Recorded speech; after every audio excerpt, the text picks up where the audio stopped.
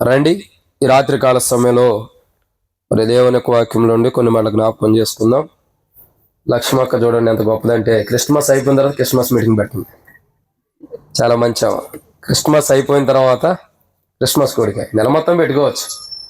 కాబట్టి దేవుని యొక్క వాక్యంలో నుండి ఒక మాట రాయబడి ఉంది, చదువుదాం రండి. కీర్తనల గ్రంథము 40వ అధ్యాయం. కీర్తనల గ్రంథము 40వ అధ్యాయము 7వ వచనాన్ని ఒకసారి అందరం కలిసి చదువుకుందాం. కీర్తనల గ్రంథం 40వ అధ్యాయం 7వ వచనం. అప్పుడు పుస్తకపు చుట్టలో నన్ను గురించి రాయబడి ఉన్న ప్రకారము నేను వచ్చి ఉన్నాను. దేవా, నా దేవా, నీ చిత్తం నెరవేర్చుట నాకు సంతోషము, నీ ధర్మశాస్త్రం నా ఆంతర్యంలో నున్నది. కాబట్టి ఇక్కడ ఒక మాట రాయబడుతూ వచ్చింది. నిన్న క్రిస్మస్ కూడా వెళ్ళినప్పుడు కూడా అదే మాట ధ్యానిస్తూ వచ్చాం. ఏమనంటే, పుస్తకపు చుట్టలో నన్ను గురించి రాయబడినట్లు నేనేమై ఉన్నాను, వచ్చి ఉన్నాను. కాబట్టి పుస్తకపు చుట్టలో నన్ను గురించి రాయబడినట్లు నేను వచ్చి ఉన్నానని బైబిల్ సెలవిస్తుంది. సరే, ఈ పుస్తకపు చుట్టలో అంటే యేసుక్రీస్తు ప్రభువారి గురించి మరి ధర్మశాస్త్రంలో రాయబడినట్లు, దేవుని యొక్క నిబంధనలో రాయబడినట్లు యేసుక్రీస్తు ప్రభువారు ఈ లోకానికి జన్మించినటువంటి సంఘటన మనం జ్ఞాపకం చేసుకుంటూ వస్తున్నాం. దాని గురించి యేసు ప్రభువారు చెప్తారు, పుస్తకపు చుట్టలో నన్ను గురించి రాయబడిన ప్రకారం నేను ఈ లోకానికి వచ్చి ఉన్నానని చెప్తున్నాడు.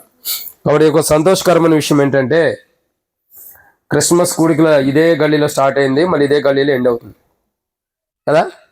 ఇదే గల్లీలో స్టార్ట్, ఇదే గల్లీలో ఎండింగ్. దేవుని కొందనాలు.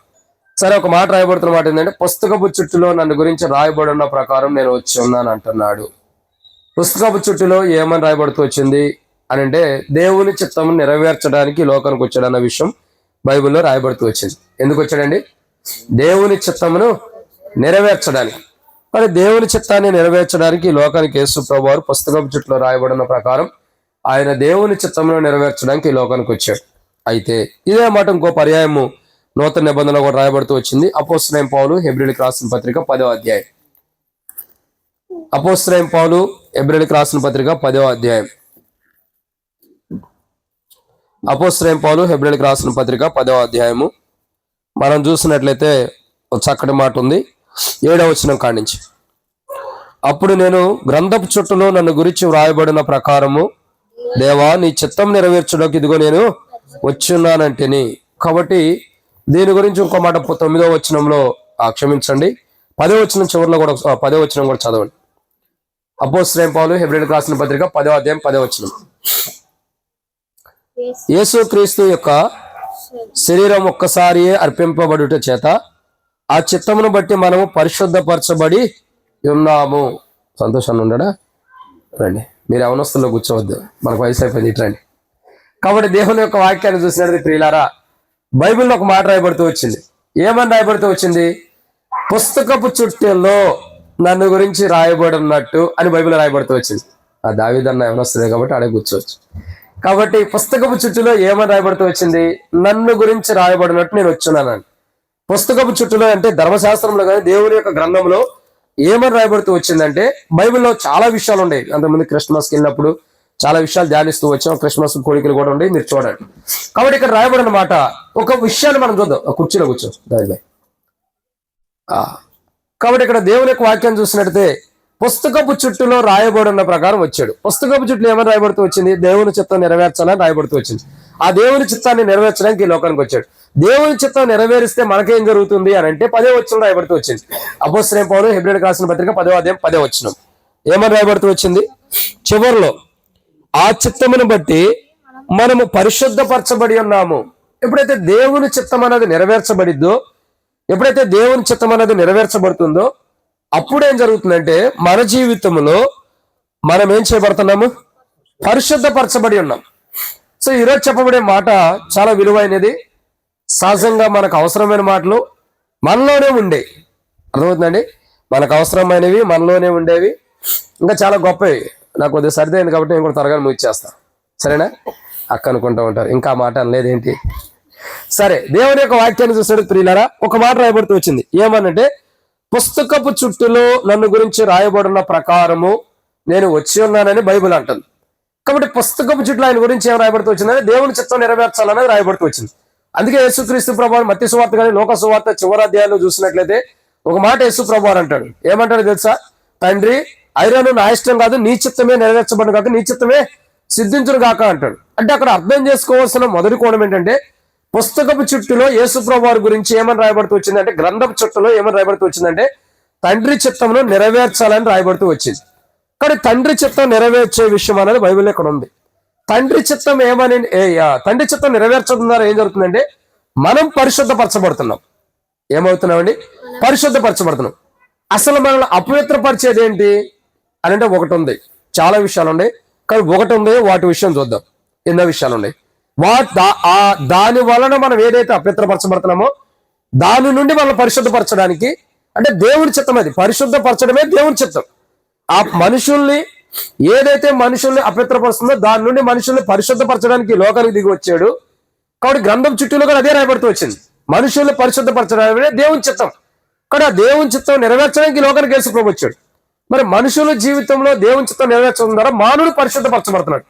మానవుడు అపవిత్రంగా ఉన్నాయి ఏంటి అని అంటే బైబిల్లో ఒకే విషయం ఉంది, దాంట్లో 7 విషయాలు ఉన్నాయి. వాడిని మనం ధ్యానించమునపు ప్రభు నడిపింపు కొరకు చిన్న ప్రార్థన అంటే అందరూ కూడా చక్కగా తలలో వంచండి. పరిశుద్ధుడు అయిన తండ్రి, ప్రేమ కలిగిన దేవా, ప్రభు అయిన యేసుక్రీస్తు ప్రభువారి యొక్క పరిశుద్ధమైన నామమును బట్టి మీకు వందనములు. ఈ సమయంలో తండ్రి మీరు మీ దాసుడు మా సహోదరుడు ప్రభా కాజన్న బట్టి వందనాలు, లక్ష్మి అక్కను బట్టి మీకు స్తోత్రములు, వారి కుటుంబంలో వారికి ఇచ్చిన 3 బిడ్డలను బట్టి మీకు స్తోత్రములు, 2 కుమార్తెలు కుమారుని బట్టి మీకు వందనాలు. వారి గృహంలో ఈ రీతిలో చేరి ప్రభా సంఘముగా నీ ప్రజలుగా తండ్రి మరి ఈ యొక్క కూడికను కలిగి ఉంటానికి మీరు కృపణిస్తున్నారు, వందనాలు. ఈ యొక్క దేవా ఈ కూడికి ఎంతో దీవించండి. గృహ కూడిక క్రిస్మస్ నిమిత్తమే పెట్టుకుని కూడికి ఎంతో దీవించండి. శత్రు సిగ్గు మీకు మహింకరంగా జరిగించండి. పుస్తకపు చుట్టూ మిమ్మల్ని గురించి రాయబడినట్లు మీరు వచ్చున్నారు కాబట్టి మీ చిత్తం ప్రభా తండ్రి చిత్తం నెరవేరుస్తున్నారు. మీ చిత్తం కాదు కానీ తండ్రి చిత్తం నెరవేర్చడానికి లోకానికి వచ్చారు. తండ్రి చిత్తం మమ్మల్ని పరిశుద్ధపరచడం కాబట్టి ప్రభా మమ్మల్ని పరిశుద్ధపరచడానికి పుస్తకపు చుట్టూ రాయబడినట్టు మీరు లోకానికి వచ్చారు. మా జీవితాలు ఏవైతే మమ్మల్ని అపవిత్రపరుస్తున్నాయో వాటి నుండి మీరు పవిత్రపరచడానికి లోకానికి వచ్చారు. కాబట్టి మేమందరం వాటి విషయాల్లో పవిత్రపరచబడటం కొరకై వర్తమానం విన్న తర్వాత మా జీవితాలు మీ చిత్తమైతే వర్తమానం ముగింపు వరకు మాకు శక్తిని బలమును ఆరోగ్యం ఇచ్చి వాడుకోండి. వర్తమైన అయిన అనంతరము అనేకుల్లో రక్షణ కార్యం దయచేయమని దేవా ఈ సమయంలో వాక్యం ధ్యానించడం కొరకై దాసుడు యజమానుడి వైపు చూస్తున్నట్లు, దాసురాలు కానీ యజమానుల వైపు చూస్తున్నట్లు మా కొలను మీ వైపు వీక్షిస్తాను. మీరే సహాయం గురించి మహిమ పొందండి. నీ ప్రజల పక్షాన నీ కొన్న దయ చొప్పున దయతో జ్ఞాపకం చేసుకుని నాతో మాట్లాడమని ఈ రోజు ఈ కూడికి ఎంతో దేవునికరంగా చేయమని ప్రార్థిస్తూ వచ్చిన నీ ప్రజలందరూ బట్టి స్తోత్రములు రావాల్సిన వారిని త్వరబడి తీసుకురండి. మధ్య మార్గంలో సకాలం నడిపించండి. ఎవరికి అపాయాలకి ఇల్లు జరగకుండా సాయం చేయమని ముందున్న సాయంతో దీవించమని మీకే మహిమ గంత ప్రభావం అపజ్యోతి కూడికి ఎంతో దీవించమని మాతో మాట్లాడి చలి నుండి వెదర్ నుండి కూడా మీరు కాపాడమని వాతావరణం మీ స్వాధీనం ఉంచుకోమని మీకు అప్పజోతు మా ప్రభు యేసుక్రీస్తు నామం పేరిట ఇంకా వచ్చేవారు ఎవరైనా త్వరబడి తీసుకురామని మీ ప్రియకుమారుడు మా ప్రభును మా రక్షకుడైనటువంటి ప్రభువైన యేసుక్రీస్తు ప్రభువారి యొక్క పరిశుద్ధమైన నామం పేరిట విశ్వాసంతో స్తుతించి ప్రార్థించి అడిగిపెట్టుకుంటున్నాం తండ్రి, ఆమేన్. కాబట్టి ఇక్కడ దేవుని యొక్క వాక్యాన్ని మనం ఒక మాటను చూస్తూ వస్తాం. ఏమనంటే ప్రియులారా, ఇక్కడ రాయబడినటువంటి ఒక మాట, పుస్తకపు చుట్టులో నన్ను గురించి రాయబడినట్టు నేను వచ్చి ఉన్నానని ప్రభువైన యేసుక్రీస్తు ప్రభువారు సెలవిస్తున్నాడు. పుస్తకపు చుట్టూ ఆయన గురించి ఏమి రాయబడుతూ వచ్చింది? దేవుని చిత్తం నెరవేర్చాలని రాయబడుతూ వచ్చింది. కాబట్టి ఆయన దేవుని చిత్తాన్ని నెరవేర్చడానికి ఈ లోకానికి వచ్చాడు. మీ ఎదురు ఇటు తిరిగి కూర్చోండి, పన్నా ఎట్లా కూర్చోండి మీ ఎదురు కావాలి. కాబట్టి దేవుని చిత్తాన్ని నెరవేర్చడానికి ఈ లోకానికి వచ్చాడు. అయితే ఇక్కడ బైబిల్లో ఒక మాట చూస్తున్నాం. ఏమని? దేవుని చిత్తం నెరవేర్చడం ద్వారా ఏం జరుగుతుందంటే మనం పరిశుద్ధపరచబడుతున్నాం. మరి మనల్ని అపవిత్రపరిచేది ఏంటి అని అంటే బైబిల్లో కొన్ని విషయాలు ఉన్నాయి. రండి, యాకోబు పత్రిక 3వ అధ్యాయం. యాకోబు పత్రిక 3వ అధ్యాయము 8వ వచనం. ఏ నరుడును నాలుకను సాధు చేయనేరడు, అది మరణకరమైన విషముతో నిండినది, అది నిరార్గళమైన దుష్టత్వమే. ఎడకయ్యా. కాబట్టి దేవుని యొక్క వాక్యాన్ని చూసినట్టు ప్రియులారా, ఇక్కడ మానవుని అపవిత్రపరిచేది ఏంటి అని మనం బైబిల్ ప్రకారం చూసినట్టే దేవుని యొక్క వాక్యంలో రాయబడినట్లు నాలుక మానవుని అపవిత్రపరిచింది. ఏం చేస్తుందండి? నాలుకే మానవుని అపవిత్రపరిచినట్టు ఇంకా చాలా విషయాలు రాయబడుతూ వచ్చింది. చూడండి, దేవుని యొక్క వాక్యం చూడగా బైబిల్లో చూసినట్లు మనం చూసినట్లయితే దేవుని యొక్క వాక్యంలో నుండి పుస్తకపు చుట్టులో ఆయన గురించి ఏమని రాయబడుతూ వచ్చిందంటే దేవుని చిత్తం నెరవేర్చాలని రాయబడుతూ వచ్చింది. దేవుని చిత్తం నెరవేర్చడం ద్వారా ఏం జరుగుతుంది? మనం పరిశుద్ధపరచున్నాం. మనం పరిశుద్ధపరచబడుతున్నాం. పరిశుద్ధపరచడం కాదు, పరిశుద్ధపరచబడుతున్నాం. మనం పరిశుద్ధపరచబడాలంటే ఆయన దేవుని చిత్తం నెరవేర్చాలి. ఆ దేవుని చిత్తం నెరవేర్చాలని పుస్తకపు చుట్టూ అంటే గ్రంథంలో రాయబడింది కాబట్టి రాయబడిన ప్రకారం ఆయన ఈ లోకానికి వచ్చాడు. అయితే ఇక్కడ రాయబడిన మాట ఏంటి? ఆయన పరిశుద్ధపరుస్తుంది ఏంటి అని అంటే మన యొక్క జీవితాన్ని, ఎందుకంటే ఇక్కడ రాయబడుతుంది మనల్ని అపవిత్రపరిచేది ఏంటి? బైబిల్ రాయబడుతుంది యాకోబు పత్రిక 3వ అధ్యాయం 8వ వచనం. మనల్ని అపవిత్రపరిచేది ఏంటి? చదవండి అన్నమాట. యాకోబు పత్రిక 3వ అధ్యాయం 8వ వచనం. ఏమని రాయబడుతూ వచ్చింది? ఏ నరుడును నాలుకను సాధువా చేయలేరు. అంటే ఇక్కడ మానవుని అపవిత్రపరిచేది ఏంటంటే నాలుక. ఏం అపవిత్రపరిచేదండి? నాలుక. ఈ నాలుక వల్లే చాలా ఉన్నాయి. అందుకే నాలుక ఒక పేరు పెట్టారు అందరూ, నరములేని నాలుక. అంటే నరములేని అని అర్థం. సరే, దీని గురించి కొన్ని విషయాలు చూద్దాం. ఎందుకంటే ఈ నాలుక ద్వారా మానవుడు ఏదైతే అపవిత్రపరచబడుతున్నాడో దాని నుండి దేవుడు పరిశుద్ధపరచడానికి ఈ లోకానికి పుస్తకం చుట్టూ రాయబడి ఉన్నట్టు ఈ లోకానికి వచ్చాడు. కాబట్టి ఇక్కడ దేవుని యొక్క వాక్యం చూసినట్లయితే ఈ నాలుక ఎలాంటిది అని మనం చూసినట్లయితే, ఎందుకంటే దాని నుండి మనల్ని అపవిత్రమైన మనల్ని పరిశుద్ధపరచడానికి ఈ లోకానికి వచ్చాడు. పుస్తకం చుట్టూ రాయబడి ఇదే దేవుని చిత్తం. నాలుగుతో అపవిత్రమవుతున్నటువంటి వారిని పరిశుద్ధపరచడానికి ఈ లోకానికి దేవుని చిత్తం. అంటే దేవుని చిత్తం అంటే పరిశుద్ధపరచడమే దేవుని చిత్తం. అలా పరిశుద్ధపరచడానికి ఈ లోకానికి వచ్చాడు. దాంట్లో మొదటి మాట ఏంటంటే యాకోబు పత్రిక 3వ అధ్యాయం 8వ వచనం. యాకోబు పత్రిక 3వ అధ్యాయం 8వ వచనం చదవండి.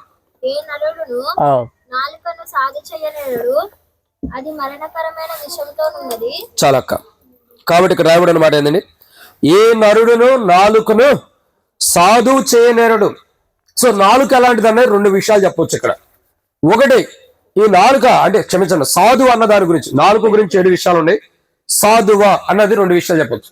మొదటి మాట ఇక్కడ చూసిన సాధువా అంటే అర్థం ఏంటంటే దానిని మంచిగా చేయలేమని అర్థం. మానవుడి జీవితంలో నాలుక ఎలాంటిదండి? మంచిగా చేయలేనిది. అసలు దాని విధానం చూడగా దాన్ని మంచిగా చేయడము ఎవరి వల్ల కూడా కాదంట. అది మంచిదిగా ఉండటం అన్నది అసాధ్యం. మానవుడి నోట్లో ఉన్న నాలుక, మానవుడి దేహంలో, మానవుని యొక్క నోరిలో, మానవుని యొక్క నోట్లో ఉన్నటువంటి నాలుక మంచిదిగా ఉండటం అన్నది అసాధ్యం. సాధువు అంటే అర్థం ఏంటంటే ఒక కోణం మంచిదిగా ఉండాలి, కానీ నాలుక సాధువుగా ఉండిద్దా? ఉండదు. అంటే అర్థం ఏంటి? ఈ మానవుడి దేహంలో ఉన్న నాలుక ఎలాంటిదంటే మంచిది కాదని బైబిల్ రాయబడుతుంది. నాలుక యొక్క విధానం చూడగా, మానవుడి యొక్క నాలుకను చూడగా ఆ నాలుక ఎలాంటిదంటే మంచిది కాదంట. మరి అలా ఆ మంచిది కాదంటే అర్థం ఏంటి చెప్పడం? మంచిది కాదంటే అర్థం ఏంటి? దానిలో ఏ మంచి లేదని అర్థం. దాన్ని విధానించి చూడగా, దాన్ని నిదానించి చూడగా, దాన్ని పరీక్షించి చూడగా, దాని యొక్క జీవితంలో చూడగా నాలుకను మనం జాగ్రత్తగా గమనించినట్లయితే దాంట్లో మంచి అన్నది ఏదీ లేదు. నాలుక ఏదైనా తినేసిద్ది, తినదా? దేనైనా రుచి చూసిద్ది. ఇది మంచిది, ఇది చెడ్డదని ఏమనుందా? ఏం లేదు. అంటే అర్థం ఏంటి? ఈ యొక్క నాలుక యొక్క విధానం చూడగా నాలుక ఎలాంటిదంటే మొట్టమొదటి మనం చూస్తున్నాం, అసలు ఇది మంచిదే కాదంట. మన దేహంలో ఉన్న నాలుక, మన దేహంలో ఉండే ఒక అవయవంగా ఉన్నటువంటి నాలుక, ఇది ఎలాంటిదంటే మంచిది కాదంటే ఇది. దానిలో మంచితనం అనేది లేదు, దానిలో మంచి అనేది లేదు, దానిలో శ్రేష్టకరమైనదంటూ లేదు, దాంట్లో మంచిదనం లేదు, పరిశుద్ధత లేదు, పవిత్రత లేదు. కాబట్టి యేసుక్రీస్తు ప్రభువును పుస్తకం చుట్టూ రాయబడినట్టు దేవుని చిత్తాన్ని నెరవేర్చడానికి ఈ లోకానికి జన్మించాడు. దేవుని చిత్తం ఏంటంటే మన నాలుగు ఏదైతే మంచిగా లేదో దాన్ని మంచిగా చేయడానికి, దాని ద్వారా మన జీవితం ఏదైతే మంచిగా ఉండలేదో దాన్ని మంచిగా చేయడానికి, మంచి జీవితాన్ని మనకి ఇవ్వడానికి, ఒక మంచి జీవితాన్ని మనకు అనుగ్రహించడానికి, ఒక మంచి జీవితాన్ని మనం ప్రాప్తించడానికి యేసుక్రీస్తు ప్రభువు 2024 సంవత్సరాల క్రితం నరవతారిగా మానవ రూపం దాల్చి ఈ లోకానికి నరుడుగా ఈ లోకానికి జన్మించాడు. నరుడుగా ఈ లోకానికి జన్మిస్తూ వచ్చాడు. ఎందుకు నరుడుగా జన్మించాడంటే రాయబడిన మొదటి కోణం ఇదే. ఏమని రాయబడుతూ వచ్చింది? మానవుడి జీవితంలో నాలుగు వలన మానవుల్లో మంచే లేనటువంటి మానవుడిని మంచివాడుగా చేయడానికి, మంచి స్థితిలో తీసుకురావడానికి, మంచి అనుభవంలో తీసుకురావడానికి నాలుగు వల్ల మానవుల్లో ఉన్న మంచి పోగొట్టుకున్నాడు. కాబట్టి ఆ మంచి తిరిగి మరలా తనలో ఇవ్వటం కొరకు అదే దేవుని చిత్తం. అపవిత్రమైన మానవుడు, మంచి మాటలు మాట్లాడిన మానవుడు మంచి కలిగి జీవించడం కొరకై యేసు ప్రభువు ఈ లోకానికి వచ్చి మంచి మాటలే పలకని మానవుడిని, తన నాలుగుతో మంచి మాటలే మాట్లాడిన మానవుడిని మంచి మాటలు మాట్లాడించడానికి, దేవుని స్తుతించడానికి ఈ లోకానికి యేసు ప్రభువు నరవతరుగా దిగివచ్చి మానవుని పరిశుద్ధపరిచాడు. ఇది ఎన్నో మాట? మొదటి మాట. కాబట్టి ఇక్కడ రాయబడిన మొదటి మాటను చూసినట్లయితే దేవుని యొక్క వాక్యాన్ని చూస్తున్నాం. ఏమైనా రాయబడుతూ వచ్చిందండి? మానవుడి నాలుక మానవుని అపవిత్రపరుస్తుంది. ఎందుకు? ఈ నాలుక ఎలాంటిదంటే మొట్టమొదటి చూస్తున్నాం మానవుల్లో ఉంటుంది, కానీ దీంట్లో మంచి అన్నది లేదంట. ఏం లేదు? మంచే లేదు దీంట్లో. మానవుడి యొక్క జీవితాన్ని మనం చూడగా, మానవుడి యొక్క దేహాన్ని చూడగా, మానవుడి జీవితంలో అసలు మంచి అన్నదే లేదు. ఏ మంచివాడు లేడని బైబిల్ సెలవిస్తుంది. ఏమని రాబడుతూ వచ్చింది? నీతిమంతుడు లేడు, ఒక్కడు లేడు, దేవుని వెతుకువాడు లేడు, అందరూ త్రోవ తప్పుకి ఏకంగా పనికివాళ్ళు ఎవరైనా బైబిల్ సెలవిస్తుంది. అంటే అర్థం ఏంటి? మానవుడి జీవితంలో అసలు మంచే లేదని బైబిల్ సెలవిస్తుంది.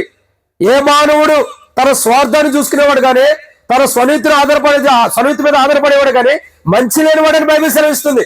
మంచి లేనటువంటి మానవుల్లో మంచితనాన్ని నింపడానికి యేసుక్రీస్తు ప్రభువు ఈ లోకానికి వచ్చి దేవుని చిత్తాన్ని నెరవేర్చి మంచితనం లేని మనల్ని పరిశుద్ధపరిచి మనలో మంచి నింపుతూ వచ్చాడు. కాబట్టి అలా నింపడానికి ఈ లోకాన్ని పుస్తకం చిట్లో రాయబడినట్టు ఈ లోకానికి ఆయన జన్మించాడు. ఇది మొదటి మాట.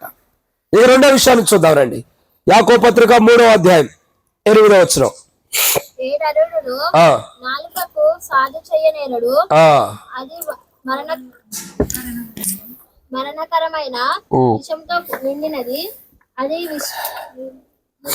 చాలు చాలమ్మా. కాబట్టి ఈసారికి సిద్ధపడి ఉండు చదవటానికి వచ్చిన మళ్ళా. దీంట్లోనే 7 విషయాలు ఉన్నాయి. దాదాపు 6-7 విషయాలు ఇక్కడే ఉంటాయి. కాబట్టి ఇక్కడ రాయబడిన రెండో మాటను మనం చూద్దాం. ఏంటా రెండో మాట? మా దేవుని పుస్తకం చిట్టులో యేసుక్రీస్తు ప్రభువు గురించి గ్రంథంలో రాయబడిన ప్రకారం యేసు ప్రభు ఈ లోకాన్ని జన్మించాడు. ఎందుకు ఈ లోకాన్ని జన్మించాడు అంటే మానవుని దేవుని చిత్తం నెరవేర్చి మానవుని పరిశుద్ధపరచడానికి. మానవుడి జీవితంలో మానవుని నష్టపరిచేది ఏంటంటే నాలుక. ఈ నాలుక ఎలాంటిది? ఏ మంచితనం లేదంట. ఈ నాలుగుతో ఎన్నో మాటలు వస్తాయి. ఈ నాలుగుతోనే ప్రేమ మాటలు వస్తాయి, ఈ నాలుగుతోనే ప్రేమ వస్తుంది, ఈ నాలుగుతోనే కీడు కూడా వచ్చింది. అందుకే అంటారు నరం లేని నాలుకని ఎందుకన్నారు? ఇంకో మాట ఉంది. ఏమని రాబడుతూ వచ్చింది తెలుసా? చిన్న అగ్గిపుల్ల పెద్ద అడవిని ఏం చేసిద్ది?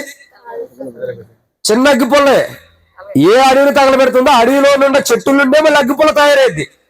అదే చెట్టు అదే అడవిని ఏం చేస్తుంది? ఈ యొక్క అగ్గిపుల్ల, చిన్న అగ్గిపుల్ల అడవంతని ఎలా తగలబెడుతుందో మానవుడి జీవితం మొత్తాన్ని కూడా మంచి అన్నది లేకుండా చేసేది మానవుడి దేహంలో ఉన్న నాలుకే. ఈ నాలుకే మానవుడి దేహం నుండి మానవుడిని మంచివాడిగా కాకుండా చెడ్డవాడిగా చేస్తూ వస్తుంది. ఇది మొదటిది. రెండో విషయం చూసినట్టు ఇక్కడ రాయబడినమాట మానవుని నాలుక ఏమని రాయబడుతూ వచ్చింది? ఏ నరుడును నాలుకను సాధువు చేయనేరడు. సాధువు అంటే ఒకటి మంచిగా ఉండాలి కానీ మంచి లేదని అర్థం. రెండోదిగా సాధువు అంటే అర్థం ఏంటంటే, ఇంకో మాటలో మనం చెప్పాలంటే ఇక్కడ సాధువు అంటే మృదువైనది అని అర్థం. ఎలాంటిది? మృదువైనది. మృదువైనది అంటే అర్థం ఏంటి చెప్పండి? మృదువైనది అంటే చాలా సున్నితమైనది. సెన్సిటివ్ అంటారు చూసారా? సెన్సిటివ్ పేస్ట్ కదమ్మా, కోల్గేట్ సెన్సిటివ్ ఏదో పేస్ట్ ఉంది. దేనికి ఆ పేస్ట్? పళ్ళు వీక్గా ఉన్న వారికి సెన్సిటివ్ పేస్ట్ అంట. ఇక్కడ పేస్ట్ అవసరంలా, ఎందుకంటే ఇక్కడ అంతా దేవుని వాక్యమే. పేస్ట్ లాగా మనకు రాసేసింది ఏం పర్లా. మన నాలుగుని ఇప్పుడు పరిశుద్ధపరిచేది ఇదే వాక్యం. ఇక్కడ ప్రతిరోజు ఉదయాన్నే ఏమంటే బ్రష్ తీసుకుంటాం, పేస్ట్ తీసుకుని ఎలాగైతే మన యొక్క టీత్ని అంటే ముఖం మొత్తాన్ని నోటిని ఎలా రుద్దుకుంటూ వస్తామో పళ్ళుని, అలాగే దేవుని వాక్యం ఈ రోజు మనం శుద్ధి చేస్తుంది మన నాలుగుతో వచ్చే ప్రతిదాన్ని కూడా. కానీ పుస్తకపు చుట్టూలో అంటే గ్రంథంలో రాయబడిన ప్రకారం యేసు ప్రభువు ఈ లోకాన్ని జన్మించాడు. ఏమని రాయబడుతూ వచ్చింది? ఆయన దేవుని చిత్తాన్ని నెరవేర్చాలి. దేవుని చిత్తాన్ని నెరవేర్చడం అంటే మానవుని పరిశుద్ధపరచడం. మానవుని పరిశుద్ధపరుస్తున్నాడు. పరిశుద్ధపరచడానికి ఈ లోకానికి వచ్చాడు. దేవుని చిత్తం అది. దేవుని చిత్తం అంటే మానవుని పరిశుద్ధపరచడం. మానవుని పరిశుద్ధపరచడం అంటే మానవుని అప్రతపరిచేది ఏంటి? నాలుక. నాలుక ఏం చేస్తుంది? మొట్టమొదటిగా మానవుల్లో ఏ మంచి లేకుండా చేస్తుంది. రెండోదిగా నాలుక ఏం చేస్తుంది? మృదువైన స్వభావం లేకుండా చేస్తుంది. మృదువైన స్వభావం అంటే అర్థం ఏంటి? సున్నితమైన స్వభావం. సున్నితమైన స్వభావం అంటే అర్థం ఏంటి? చాలా ఇంకా చిన్నపిల్లల లాంటి శరీరం. చిన్నపిల్లల శరీరం ఎలా ఉంటుంది? పట్టుకుంటే కందిపోయేటటువంటిది. ముదిరిపోయినటువంటి శరీరం కలిగిన వారిని పట్టుకుంటే, మాలాగా వయసు అయిపోయిన వాళ్ళని పట్టుకుంటే ఎట్టుండేది? మా చెయ్య మృదువుగా ఉండింది. అవునా కదా? కొద్దిగా దొడ్డుగా అంటారు, బండగా అంటారు, రకరకాలు చెబుతూ వస్తాం. ఎందుకంటే మృదువైన స్వభావం అన్నది ఎలా ఉండేది అంటే ఇట్లా పట్టుకోగల కందిపోయేటటువంటి. కానీ బైబిల్ ఏమంటుంది అక్కడ? యాకోబు పత్రిక 3:8 ఏ నరుడును నాలుకను సాధువా చేయలేడు. అంటే మృదువైన దానిగా చేయలేడంట. మృదువైనది కాదంటే దానికి ఆపోజిట్ లో ఉందని అర్థం. ఇప్పుడు నాలుగు ఎలా ఉన్నట్లు? నాలుగు యొక్క విధానం చూడగా అది మృదువైనదిగా లేదు. ఇప్పుడు యొక్క స్వభావం చూడగా, ఇప్పుడు యొక్క విధానం చూడగా నాలుగు ఎలా ఉందంటే మృదువైనదిగా లేదు. మరి ఎలా ఉంది? సున్నితమైనది కాదా? సున్నితమైన మృదువైన రెండో ఒకటే. కఠినంగా ఉంటూ వచ్చింది ఇప్పుడు నాలుక. నాలుక ఏమైంది? కఠినమైంది. అందుకే అంటారు ఒక్కొక్కసారి, ఏంటయ్యా కఠినంగా మాట్లాడుతున్నావు నువ్వు అంటారు. ఒకసారి ఏమంటారు, కఠినంగా మాట్లాడుతున్నావు ఏంటి, కఠినస్తుడు కొంటావు ఏంటి, కఠినమైన మాటలు మాట్లాడుతున్నావు ఏంటి అంటాం కదా. అంటే దొడ్డుగా ఉంటాం కానీ, గట్టిగా ఉంటాం కానీ, కఠినంగా ఉంటాం కానీ, ఇవన్నీ ఒక ఘాటికి చెందినవే. కాబట్టి ప్రియులారా, మానవుని యొక్క నాలుక యొక్క జీవితంలో రెండోదిగా మనం చూస్తున్న రెండో కోణం ఏంటంటే, ఇక్కడ బైబిల్లో రాయబడినట్టు లిఖించబడినట్టు రెండో కోణం చూడగా, మానవుని యొక్క నాలుక మొదటిగా మంచి అన్నది లేదు మానవుని నాలుకలో. ఎందుకంటే చెడ్డ మాటలు, అపవిత్రమైన మాటలు, అయోగ్యమైన మాటలు, మంచి అన్నది లేదు, ఎన్నెన్నో మాట్లాడుతూ. రెండోదిగా మృదువైన స్వభావం లేదు నాలుకలో. ఈ నాలుక యొక్క జీవితం చూడగా, ఈ నాలుక యొక్క విధానం చూడగా, ఈ నాలుక ఎలాంటిదంటే మానవుని యొక్క జీవితానికి ఏం చేస్తుంది? కఠినత్వాన్ని తీసుకొస్తుంది. ఈ కఠినత్వం ద్వారా మానవుడు ఏమవుతున్నాడు చెప్పండి?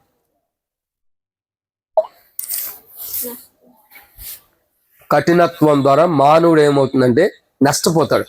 ఇప్పుడు బైబిల్లో ఒక వ్యక్తిని మనం చూద్దాం. ఎవరో వ్యక్తి? మనకందరికి సుపరిచయమైనటువంటి వ్యక్తి. ఎవరు వారు? కఠినత్వం కలిగిన వ్యక్తి ఎవరు? ఫరో.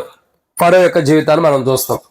ఐగుప్తులో ఉన్న ఫరో, దేవుని ప్రజలు దేవుని ఆరాధించడానికి వెళ్ళకోకుండా అడ్డగించిన వాడు ఐగుప్తులో ఉన్న ఫరో. దేవుని బానిసలుగా చేసుకున్నవాడు ఐగుప్తులో ఉన్న ఫరో. దేవుని ప్రజలను ఇబ్బంది పెట్టిన వాడు ఐగుప్తులో ఉన్న ఫరో కాదు ఫరో. ఐగుప్తులో ఉన్న ఫరో ఏం చేశాడు? దేవుని ప్రజలు ఎంతగానో బాధ పెట్టాడు, కష్టపెట్టాడు. ఇదంతా దేవుని బట్టి వచ్చింది. ఈ కష్టపెట్టడం, ఈ బాధ పెట్టడం, ఇదంతా దేన్ని బట్టి వచ్చిందంటే తనలో ఉన్న కఠినత్వాన్ని బట్టి. ఎందుకు వచ్చిందండి? తనలో ఉన్న కఠినత్వం. అదే తను మాట్లాడలేని వాడైతే ఇవన్నీ వస్తాయా? లేదు. తను మాట్లాడుతున్నాడు కాబట్టి దేవుని ప్రజలు ఎటు చేయండి అని చెప్పి మాట్లాడుతున్నాడు కాబట్టి కఠినత్వం అనేది మానవులోకి వచ్చేసింది. కాబట్టి మానవుని యొక్క నాలుక ఎలాంటిదంటే మొట్టమొదటి ఏ మంచి లేనిది. రెండోదిగా చూడగా మానవుని యొక్క నాలుక ఎలాంటిదంటే సాధువైనదిగా ఉన్నది. అంటే అర్థం ఏంటంటే మానవుని యొక్క నాలుకలో మృదువైన స్వభావం లేదని అర్థం. ఎలా? ఏమి లేదండి, మృదువైన స్వభావం. అందుకే పుస్తకపు చుట్టూలు అంటే గ్రంథంలో లిఖించబడినట్టు యేసుక్రీస్తు ప్రభువు ఈ లోకానికి జన్మించిన కారణం ఏంటంటే, యేసు ప్రభువు ఈ లోకానికి పుట్టిన కారణం ఏంటంటే, మన జీవితంలో మన నాలుకను బట్టి ఏదైతే మృదువైన స్వభావం, సాధువు అంటే మృదువైన స్వభావాన్ని ఏదైతే మనం పోగొట్టుకున్నామో లేదో దాన్ని తిరిగి ఇవ్వడానికి ఈ లోకానికి వచ్చాడు. ఆయన ఎలా ఉన్నాడు? యాకోబు పత్రిక క్షమించండి, యెషయా గ్రంథము 2వ అధ్యాయం, క్షమించండి, యెషయా గ్రంథం 53వ అధ్యాయం 2వ వచనం. యెషయా గ్రంథం 53వ అధ్యాయం 2వ వచనం. యెషయా గ్రంథం 53వ అధ్యాయం 2వ వచనం. లేత మొక్క వలె ఎండిన భూమిలో మొలిచిన మొక్క వలెను అతడు ఆయన ఎదుట పెరిగాను. అతనికి స్వరూపమైన సొగసం లేదు. మనం అతను చూచి అపేక్షించుకున్నట్లు అతని యందు స్వరూపం లేదు.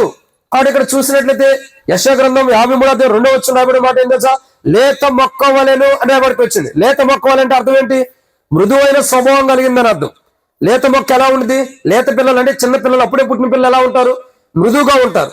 చూడండి, మొదటే చెప్పి ఆ పిల్లలు పుట్టుకోగా మనం వారిని చేతితో పట్టుకోగా వారి దేహం ఎలా ఉండిద్ది? కందిపోయినట్టు ఉండిద్ది. కాబట్టి ఎర్రగా ఉంటూ వచ్చింది. అది మృదువైన స్వభావం. కాబట్టి మానవుల్లో ఉన్న దేహంలో ఉన్న నాలుక మానవుడిని కఠినపరుస్తుంది. మానవుల్లో మృదువైన స్వభావాన్ని తీసుకురావట్లేదు కాబట్టి, మృదువైన స్వభావం లేనివాడుగా మానవుడిని సిద్ధపరుస్తుంది కాబట్టి, అంటే మానవుడి జీవితంలో కఠినత్వాన్ని తీసుకొస్తుంది కాబట్టి, కఠినమైన జీవితాన్ని మానవుడికి తీసుకొస్తుంది కాబట్టి, ఆ కఠినమైన జీవితం ద్వారా మానవుడు ఎంతో నష్టపోతున్నాడు కాబట్టి, అలా మానవుడు నష్టపోకుండా ఉండటం కొరకు దేవాతి దేవుడు తన కుమారుని లోకానికి జన్మింపజేస్తూ వచ్చాడు. పుస్తకం చుట్టూ రాయబడింది, దేవుని యొక్క గ్రంథంలో రాయబడినట్లు యేసుక్రీస్తు ప్రభువు ఈ లోకానికి జన్మించడానికి గల కారణం ఏంటంటే, మన నాలుగుతో మనం ఏదైతే నష్టపోతున్నామో దాని నుండి పవిత్రపరచడానికి వచ్చాడు. మొట్టమొదటిగా నాలుగు ఏం చేస్తుంది? మనలో మంచి అన్నది ఏమీ లేకుండా చేస్తుంది. రెండవగా నాలుగు ఏం చేస్తుందంటే మృదువైన స్వభావం రాకుండా ఆపుతుంది. ఏదైతే మృదువైన స్వభావం అంటే మెత్తని స్వభావం, అంటే చాలా తగ్గింపుదనం, దేనత్వం, ఇంకా చెప్పగా చాలా లోబడే తత్వం, ఇవేమి రాకుండా కఠినత్వం కలుగు చేస్తుంది. చూడండి, ఇప్పుడు మనం అంటాం, ఎవరైనా మన పెద్దలు మన పిల్లలు ఎవరైనా ఉన్నారనుకోండి, పెద్దలు ఏం చేస్తారు? పిల్లలు ఎవరైనా చెప్పుడు మాట్లాడలేదనుకో, ఏం రా కఠినుడు అయిపోయావు అంటాం. అనవా? కఠినుడు అయిపోయి కఠినంగా జీవిస్తున్నావేంటో, కఠినంగా ప్రవర్తిస్తున్నావేంద్రా అంటాం. అనమా? ఖచ్చితంగా అంటాం. ఎందుకు ఆ మాట అంటూ వస్తారు? ఎందుకు ఆ మాట కఠినంగా అయిపోయి కఠినంగా జీవిస్తున్నావు అని అంటారంటే, మానవుడి జీవితంలో మనం చెప్పిన మాటకి వినకోకుండా వ్యతిరేకంగా ఉంటే ఆ మాటను లెక్క చేయని వాడిని కఠినస్తుడు అని అంటాం. అదే దేవుడు చెప్పినప్పుడు ఫరో ఏం చేశాడు? దేవుడి మాట వినలా. అందుకే ఫరో ఏమంటాడు? కఠినస్తుడు, తన హృదయం కఠినమైపోయిందని బైబిల్ రాయబడుతూ వచ్చింది. కానీ మానవుడి జీవితంలో ఉన్న నాలుక ఎలాంటిదంటే, రెండోదిగా మానవుని కఠినపరుస్తుంది. ఏమని? మానవుడి జీవితంలో ఉన్న పాపాలు ఒప్పుకోకుండా, మానవుడి జీవితంలో ఉన్న తప్పులు ఒప్పుకోకుండా, మానవుడి జీవితంలో ఉన్న అపవిత్రత ఒప్పుకోకుండా, మానవ జీవితంలో ఉన్న రహస్యమైన జీవితాన్ని ఒప్పుకోకుండా మానవుడు నాలుక ఏం చేస్తుందంటే మానవుడిని కఠినపరుస్తుంది. ఏ పాపం చేసామో, ఏ తప్పు చేసామో, ఏ పొరపాటు చేసామో, ఏ అబద్ధమాడమో, ఏ మోసం చేసామో, ఏ దొంగతనం చేసామో దాన్ని ఒప్పుకోకుండా మానవుడి జీవితంలో ఏ పొరపాటు అయితే మనం చేస్తూ ఏ తప్పు అయితే చేస్తూ వచ్చో దాన్ని కఠినంగా ఆపేస్తూ వస్తుంది. అదే కఠినపరచడం అంటే, అదే కఠినపరచడం అంటే. కాబట్టి ప్రియులారా, దేవుని యొక్క వాక్యం చూసినట్టయితే రెండో మాట, యేసుక్రీస్తు ప్రభువారి గురించి గ్రంథం చుట్టూలో రాయబడినట్టు యేసు ప్రభువారు ఈ లోకానికి జన్మించాడు. గ్రంథం చుట్టూలో ఏమని రాయబడుతూ వచ్చిందంటే, పుస్తకం చుట్టూలో ఏమని రాయబడుతూ వచ్చిందంటే దేవుని చిత్తాన్ని నెరవేర్చాలి. దేవుని చిత్తాన్ని నెరవేర్చడం ద్వారా మానవుడు పరిశుద్ధపరచబడుతున్నాడు. మానవుడి జీవితంలో అపవిత్రత తీసుకొస్తుంది ఏంటంటే నాలుక. ఆ నాలుగు గురించి రాయబడుతున్న మాట చూసి మొట్టమొదటిగా నాలుక ఎలాంటిది? ఏ మంచి లేనిది. రెండోదిగా నాలుక ఎలాంటిది? మృదువైన స్వభావం రాకుండా కఠినత్వం కలిగిన జీవితాన్ని మన జీవితంలోకి అనుమతిస్తుంది నాలుక. ఈ రోజు చాలా మంది యేసు ప్రభువా నేను పాపిని, నేను పాపాలు చేసిన పాపాలు క్షమించండి, నా జీవితాన్ని మార్చండి అని అనేకులు అడగలేని కఠినత్వం మానవులు ఉందంటే కారణం ఏంటంటే నాలుక కఠినపరుస్తుంది. ఈరోజు ఎంతమంది చర్చికి వచ్చేవాళ్ళు, మందిరానికి వచ్చేవాళ్ళు ఎంతమంది చర్చికి వస్తూ ఉంటారు, కానీ పాపం జీవితాన్ని మానుకోలేరు, ఆ పాపాలను ఒప్పుకోలేరు. చేసిన పాపాన్ని ప్రభా నేను పాపం చేసిన ఒప్పుకోలేని స్థితిలో మానవులు ఉంటూ వస్తున్నారు. కారణం ఏంటంటే ఎంతో మంది చర్చికి వచ్చినా, ఎంతో మంది మందిరానికి వచ్చినా యేసు ప్రభువా నేను పాపం చేసిన నేను ఎందుకు ఒప్పుకోలేకపోతున్నారంటే మానవుడి జీవితంలో కఠినత్వం వచ్చేసింది. ఆ మానవుడి జీవితంలో కఠినత్వం రావడం ద్వారా మానవుడు పాపాలు ఒప్పుకోలేని స్థితిలో ఉన్నాడు. పుస్తకపు చుట్టూ రాయబడి ఉన్నట్టు ఆయన ఈ లోకానికి వచ్చాడు. ఎందుకంటే మానవుడి జీవితంలో ఏదైతే కఠినమైన జీవితం ఉందో దాన్ని ఒప్పింపజేసి దాని నుండి పరిశుద్ధపరచడానికి యేసు ప్రభువా ఈ లోకానికి నరవతారిగా జన్మించిన వాడుకున్నాడు. ఇదన్నా మాట. రెండు, మూడో విషయాన్ని చూద్దారండి. యాకోబు పత్రిక 3వ అధ్యాయం. యాకోబు పత్రిక 3వ అధ్యాయం. యాకోబు పత్రిక 3వ అధ్యాయం మనం చూసినట్లయితే 3వ మాటను చూద్దాం. 9వ వచనం. యాకోబు పత్రిక 3వ అధ్యాయం 9వ వచనం. దీనితో తండ్రి అయిన ప్రభువును స్తుతింతుము, దీనితోనే దేవుడు పోలికగా పుట్టిన మనుషులను శపింతుము. ఏమని రాయబడుతూ వచ్చిందండి? ఈ నాలుకతోనే స్తుతింతుము, ఈ నాలుకతోనే ఏం చేస్తాం? శపిస్తామంట. ఏ పుట్టిన వారిని? దేవుని పోలికగా పుట్టిన మనుషుల్ని ఏం చేస్తున్నాం? ఇదే నాలుకతో శపిస్తాం. ఈ నాలుకతోనే దేవుని స్తుతిస్తాం. దేవా నువ్వు ఎంత గొప్పవాడు అయ్యా, నువ్వు ఎంత అద్భుతకరుడు అయ్యా, నా పాపాల కొరకు నువ్వు చనిపోయే ప్రభా, నా కష్టాలను తీసేయడానికి వచ్చే ప్రభా, నా దుఃఖాలను తీసేయడానికి వచ్చే ప్రభా, నా బాధలన్నీ తొలగించడానికి ఈ లోకానికి వచ్చే ప్రభా, నా మీద ఉన్న నిందలన్నీ తీసేయడానికి ఈ లోకానికి వచ్చే ప్రభా, నీ కొందనాలు అయ్యని దేవుని స్తుతిస్తాం. ఇదే నోటితో ఏం చేస్తావు? ఎవరన్నా తప్పు చేస్తే చెప్పిస్తాం, నువ్వు నాశనం అయిపోను గాక, నీకు కీడొచ్చును గాక, నువ్వు అదే అయిపోను గాక, ఇదే అయిపోను గాక, ఏమన్నా ఇంకా చాలా విషయాలు, ఎన్నో విషయాలు మనం చెప్పించేవారు ఉంటాం. కానీ నాలుక ఎలాంటిది? ఏంటమ్మా ఏమైనా జరుగుతుంది ఎట్లాంటి సిచ్యువేషన్ ఇంట్లో? సరే చెప్పండి. కానీ నాలుక ఎలాంటిదంటే, మీ గురించి నాకు తెలియదు, వాక్యం ఉంది కాబట్టి చెబుతున్నా. కాబట్టి నాలుక ఎలాంటిదంటే 3వ కోణం చూస్తున్నాం. మొట్టమొదటిగా యేసుక్రీస్తు ప్రభువారు దేవుని గురించి పుస్తకం చుట్టూ అంటే గ్రంథం చుట్టూ రాయబడినట్టు ఈ లోకానికి జన్మించాడు. గ్రంథం చుట్టూ ఏమని రాయబడుతూ వచ్చింది? మొట్టమొదటిగా చూడగా ఆయన దేవుని చిత్తాన్ని నెరవేర్చడానికి ఈ లోకానికి పుట్టాడు. దేవుని చిత్తం నెరవేర్చడం ద్వారా ఏం జరుగుతుంది? మానవుడి జీవితంలో అపవిత్రత పోయి మానవుడు పరిశుద్ధపరచబడుతున్నాడు. మానవుడు అపవిత్రపరచబడడానికి గల ఒక కారణం ఏంటి? నాలుక. ఈ నాలుక ఎలాంటిది? మొట్టమొదటిగా చూడగా ఏ మంచి లేనటువంటిది, అంటే చెడ్డ మాటలు, అపవిత్రమైన మాటలు మాట్లాడేది. రెండోదిగా ఈ నాలుక ఎలాంటిది? మృదువైన స్వభావం లేనిది, అంటే కఠినత్వం కలిగిన జీవితము, కఠినమైన మనస్తత్వం కలిగిన జీవితాన్ని అనుమతిస్తూ వస్తుంది, తీసుకొస్తుంది. అంటే ఎన్నిసార్లు మాట్లాడినా, ఇక తప్పు చేస్తున్నా పొరపాటు చేస్తున్నా ఎన్నిసార్లు మాట్లాడినా దాన్ని మార్చుకోరు. అది కఠినమైనటువంటి మనస్తత్వాన్ని మానవుల్లో తీసుకొస్తుంది ఈ నాలుక. నాలుగోదిగా చూసినట్టు నాలుగు యొక్క జీవితాన్ని చూడగా నాలుక ఎలాంటిదంటే, క్షమించండి, మూడోదిగా నాలుక ఎలాంటిదంటే మా దేవుని స్వరూపంలో పుట్టిన మానవుణ్ణి శపిస్తుందంట. ఈ నాలుక ఎలాంటిదండి? దేవుని స్వరూపంలో పుట్టిన మానవుణ్ణి శపిస్తుందంట. ఇది ఎంత విషాదమో చూడండి, ఇది ఎంత బాధకరమైన చూడండి. యాకోబు పత్రిక 3వ అధ్యాయం 9వ వచనం రాయబడినట్లు దేవుని పోలికలో పుట్టిన మానవుణ్ణి నాలుక ఏం చేస్తుంది? శపిస్తున్న అనుభవం వచ్చేస్తుంది. అసలు మానవుడు ఎవరండి? మనం అనుకుంటాం మానవుడు ఎలా ఉన్నాడో తెలుసా? ఆదికాండం 2వ అధ్యాయం 1వ అధ్యాయంలో రాయబడుతూ వచ్చింది. ఆదికాండంలో చూడగా దేవుడు ఒక మాట అంటూ వస్తాడు. ఏమంటున్నాడు?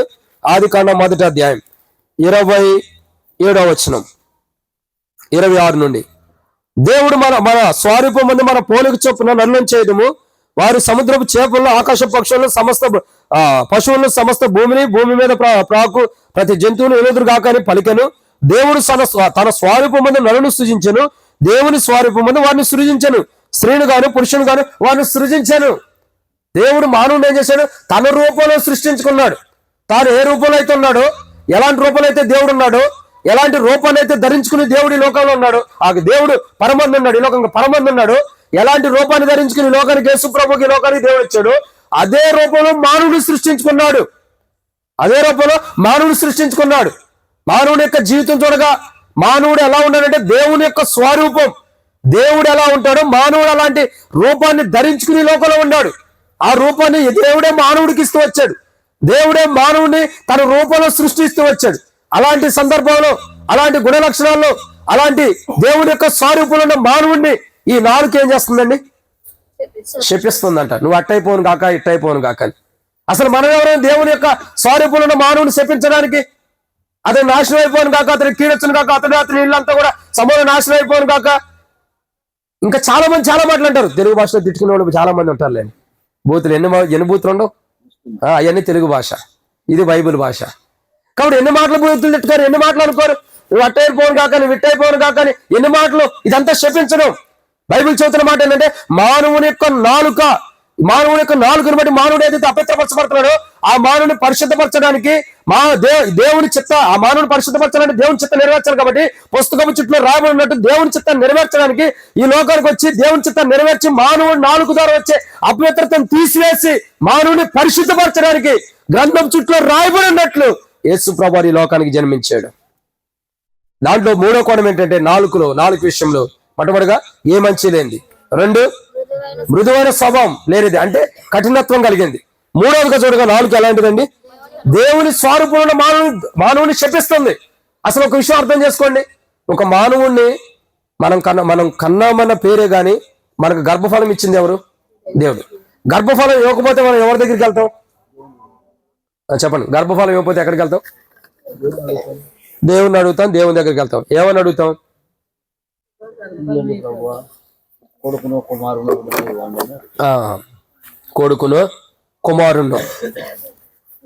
కుమారుని అని అడుగుతాం. మంచిదైతే కుమార్తె వద్దు. సరే, దేవుని యొక్క వాక్యం చూసినట్లయితే దేవుని దగ్గరికి వెళ్తాం. ఎవరో ఒక నీ ప్రభా ఎవరైతే ఏమని అనుకుంటాం. మనం అడగవా? ఎవరైతే ఒక బిడ్డ జన్మిస్తే చాలు అనుకుంటాం. కుమారుడైనా కుమార్తె అయినా ఎవరో ఒకరు ఉంటే చాలు అనుకుంటాం మనం. ఎందుకని దేవుని దగ్గరికి వెళ్తాం? దేవుడు కనికరిస్తే, ఒక తల్లి గర్భంలో దేవుడు ఈమెకి గర్భం దాల్చును కాక దేవుని చిత్తంలో దేవుడు అనుగ్రహిస్తే ఆ బిడ్డకి గర్భఫలం వచ్చింది. దేవుని చిత్తం లేనిదే కదా, లేనిదే వచ్చింది గర్భఫలం? లేదు. కాబట్టి మానవుడి యొక్క జీవితంలో మనం అర్థం చేసుకోవాల్సిందే, గర్భఫలం అనేది దేవుడు అనుమతిస్తే వచ్చేది. అయితే దేవుడు అనుమతిస్తున్నాడంటే అర్థం ఏంటి? దేవుడు తన స్వరూపును సృజించాక గర్భంలో పెడుతుంది. మరి అటువంటి అప్పుడు దేవుడు తన స్వరూపును సృష్టించుకున్న మానవుణ్ణి శపించడానికి మనకేం అధికారం ఉంది? అయితే సాతానుడు ఎలాంటి వాడు? సాతానుడు ఎలాంటి వాడు అంటే మన మీద ఎప్పటికీ కూడా అపనిందలు వేసేవాడు, నిందించేవాడు, అంటే శపించేవాడు సాతానుడు కూడా. ఒక మాట చెప్పాలంటే, కాబట్టి సాతాను యొక్క చేతిలో నుండి, శపించబడిన అనుభవం నుండి, శపించబడిన స్థితి నుండి వెలుపడికి తీసుకురావడం కొరకు, శపించబడిన వారిని పరిశుద్ధపరచడానికి యేసుక్రీస్తు ప్రభువు దేవుని చిత్తాన్ని నెరవేర్చడం కొరకై ఈ లోకానికి పుస్తకం చుట్టూ రాయబడినట్టు ఈ లోకానికి వచ్చాడు. ఈ లోకానికి ఆయన జన్మించి దేవుని చిత్తాన్ని నెరవేరుస్తున్నాడు. తద్వారా మానవుడు పరిశుద్ధపరచబడుతున్నాడు. దేని నుండి అంటే నాలుగుతో ఏదైతే మానవుడి యొక్క జీవితంలో శపించే మాటలు ఉన్నాయో, ఏదైతే అనేకులు శపిస్తున్నాడు, ఏదైతే అనేకులు దూషిస్తూ శపిస్తూ వస్తున్నాడు, ఆ శపించిన జీవితాన్ని బట్టి ఇతడు కూడా శపించబడిన వాడు అవుతాడు. కాబట్టి శపించబడిన జీవితాన్ని తీసివేస్తున్నాడు. మీరు బైబిల్లో శపించబడినటువంటి ఒక ఆమె చూస్తారు, చూసారు లేదు? ఎవరో చెప్పండి. ఎవరు? శపించబడిన వారు.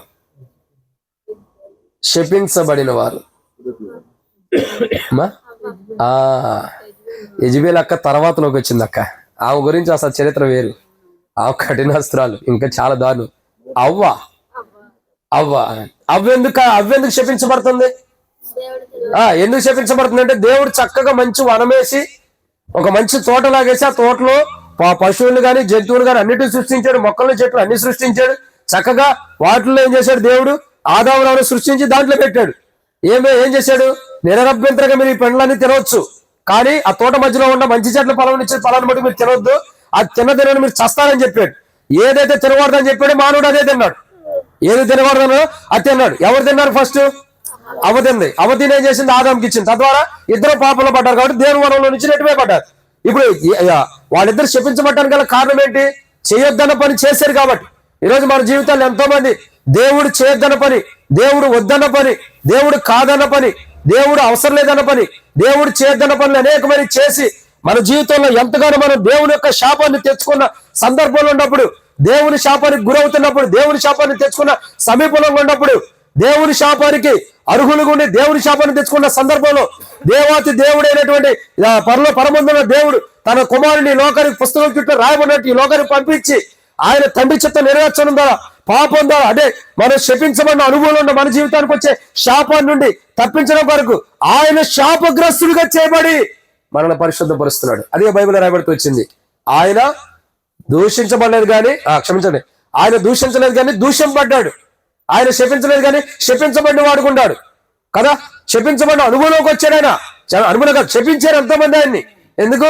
ఆయన నరవతరిగి లోకానికి వచ్చి శాపాన్ని పొందుకోవాల్సిన మనం ఆ శాపాన్ని దేవుని ద్వారా వచ్చే ఉగ్రతగా దేవుని ద్వారా వచ్చే శాపాన్ని పొందుకోవాల్సిన మనల్ని కాపాడటం కొరకు యేసుక్రీస్తు ప్రభువు ఈ లోకానికి నరవతారిగా జన్మించి ఆ శాపం నుండి తీసేస్తున్నాడు. అసలు ఈ శాపం అంతా కూడా మన జీవితానికి ఎందుకు వస్తుంది? అవ్వ పండు తినేటప్పుడు ఎలా తింది? ఫస్ట్ నోరు తెరిచింది. నోరు తెరవంగానే మొదట ఆ పండు ఎక్కడికి వెళ్ళిందమ్మా? నాలుక మీద నుండి ఎక్కడికి వెళ్తుంది? పళ్ళు. ఫస్ట్ ఇట్లా పళ్ళు కొరికిద్ది. కొరకంగానే ఆ కొరికినటువంటి పండు ఎక్కడికి వస్తుంది? నాలుక మీద. ఇక అయ్యేపోయింది. శాపం అక్కడే వచ్చేసింది. ఎవరైనా పండు ఎట్ట తింటారు? మింగేస్తారట. నువ్వెంత మింగినా నాలుక మీద పడాల్సిందే. నాలుక మీద లేకుండా ఏదైనా తినగలుగుతామా, మింగగలుగుతామా? ఏదైనా టాబ్లెట్స్ అయినా చిన్నపిల్లలకి వేస్తాం కదా, ఏదో సిరప్లు కానీ మందు కానీ ఇవన్నీ వేస్తూ ఉంటారు, చిన్న చిన్న డ్రాప్స్. అవన్నీ ఎలా వేస్తాం? ఎంత గొంతులో వేసినా కానీ నాలుగు మీద పడాల్సిందే చివరికి. అవునా? ఈ నాలుగు ఎలాంటిది? ఈ నాలుగు దారే శాపాలు వస్తున్నాయి. శపించబడిన అనుభవం మన జీవితంలో మనం తిన్న పండును బట్టే శాపం వచ్చింది. తద్వారా మనం ఏం చేస్తాం? మనం అనేకులు శపిస్తున్నాం. దీని ఏమంటాం తెలుసా? మనం తప్పు చేసి ఇంకోటి మీద నెట్టడం. దీని ఏమంటాం? తప్పు మనం చేసి ఇంకొకటి మీద నెడతాం. మనం తప్పు చేస్తాం అన్న, నేను కాదు తప్పు చేసింది, మా పిల్లలు, లేదంటే మా తమ్ముడు, మా అన్న, మా నాన్న, వీళ్ళు తప్పు చేశారంటాం. చేసిందే మనము, నిందలు భరించాల్సిందేమో మనం కన్నా బిడ్డలు. చేసేదేమో వాళ్ళ కర్మ, వాళ్ళు మన బిడ్డలుగా పుట్టారు కాబట్టి వాళ్ళు భరిస్తున్నారు. అంటే అట్లా ఉండిద్ది. ఎందుకంటే మానవుడి జీవితం అలాంటిది. కానీ బైబిల్ అంటది కదా, మానవుని యొక్క జీవితంలో దేవుని స్వరూపంలో పుట్టిన మానవుడిని, దేవుని స్వరూపంలో పుట్టిన మానవుడిని నాలుగు ఏం చెప్తుందంటే శపించేది ఉంటుంది. ఇది దేవుడి ద్వారా శపించబడింది. ఈ నాలుగు ఇప్పుడు ఏం చేస్తుంది? అనేకుల్ని శపిస్తూ వస్తుంది. ఏదైతే శపించడం అనేది తప్పు బైబిల్ ప్రకారం. ఒక వ్యక్తిని శపించడం, నువ్వు నాశనం అయిపోను కాక, నీ కీడొచ్చిన కాక, నువ్వు చచ్చిపోను కాక, నీకు హఠాత్తుగా ఏదైనా నాశనం రావచ్చును కాక, నీ ఇల్లు నీ కుటుంబీకులందరూ నాశనం అయిపోను కాక అని తిట్టడం అనేది బైబిల్ ప్రకారం తప్పు. ఒక వ్యక్తిని దూషించే, ఒక వ్యక్తిని శపించే హక్కు మనకు లేదు. అది మనకన్నా బిడ్డలైనా, మన కన్నా తల్లిదండ్రులైనా, మన రక్త సంబంధికులైనా, మన అన్నదమ్ములైనా ఎవరికి కూడా మనల్ని శపించే అధికారం లేదు. ఎందుకంటే మనం దేవుడి యొక్క స్వరూపంలో నిర్మించబడ్డాం. దేవుడు తన స్వరూపంలో మనల్ని నిర్మించుకుంటూ వచ్చాడు కాబట్టి, మనల్ని దేవుడే మనల్ని సృష్టించాడు కాబట్టి ఏ మానవుడు మరొక మానవుని శపించడానికి అర్హత లేదు. కానీ ఈ రోజుల్లో ఏం జరుగుతూ వస్తుందండి? శాపాలు ఎక్కువైనాయి. ఎంతమంది శపించిన వాళ్ళు ఎవరో చేతులు ఎత్తున్నాడా? నేను కూడా శపిస్తాం, మీరు క్షేపిస్తారు, అంతే కదా. ఏముంది? ఇంకా వ్యత్యాసం లేదు. అందరం వెళ్ళిపో అక్కేదో చికెన్ సాంబార్ కాసినట్టు తిని వెళ్తే మంచిది, అదే కదా. శపించబడిన అనుభవం మానవుడి జీవితంలో ఎంత? నోటిని అదుపులో పెట్టుకోవడం ఇంపార్టెంట్. ఈ వర్తమానం ద్వారా నోరు చాలా ప్రాముఖ్యమైనది. నాలుక ఏది పడితే అది మాట్లాడేస్తుంది. ఈ నాలుకే మానవుని శపిస్తుంది. అసలు నేను శపించడానికి నీకు అధికారం ఎవరు ఇచ్చారు? నువ్వు మానవుని సృష్టించలేదు. నువ్వు మానవుని తయారు చేసిన వాడు కాదు. మానవుడి దేవుడు ఊపిరి నువ్వు ఇచ్చలా. మానవుడికి శరీరం నువ్వు అమర్చిన వాడు కాదు. మానవుడిని జన్మింపజేసింది నువ్వు కాదు. సమయం వచ్చినప్పుడు ఈ లోకానికి అనుమతించింది నువ్వు కాదు. పుట్టిన కాడి నుంచి మానవుని కాపాడుతుంది నువ్వు కాదు. గాలి చేత కానీ, వాయువు చేత కానీ, లేదంటే ఆహారం చేత కానీ పోషిస్తుంది నువ్వు కాదు. మరి నువ్వు కానప్పుడు నువ్వెందుకు మానవుడిని శపించాలి? అర్హత మనకు లేదు. కానీ మనం ఏం చేస్తాం? నాలుగుతో మనిషిని శపిస్తాం. ఆ శపించడం ద్వారా మనకేమొస్తుంది? శాపం. మనం శపించడం ద్వారా మనకి శాపమే వస్తుంది. ఆ శాపం ఏదైతే నాలుగు ద్వారా శపిస్తామో ఆ శాపాన్ని తీసివేయడానికి యేసు ప్రభువు ఈ లోకానికి గ్రంథం చుట్టూ, పుస్తకం చుట్టూ రాయబడి ఉన్నట్లు, పుస్తకం చుట్టలో రాయబడినట్టు ఈ లోకానికి, గ్రంథంలో రాయబడినట్టు ఈ లోకానికి జన్మించాడు. జన్మించి ఏం చేశాడు? మనం ఏదైతే శపిస్తున్నామో ఆ శపించే జీవితం మనకు కూడా వస్తుంది. దీన్ని బట్టి అర్థం ఏంటి తెలుసా? బాల్ ఉందనుకో, గోడకు కొడతాం, ఎంత స్పీడ్గా కొడితే ఏం చేసింది? అంత స్పీడ్గా మన దగ్గరికి వచ్చింది. అవును కదా?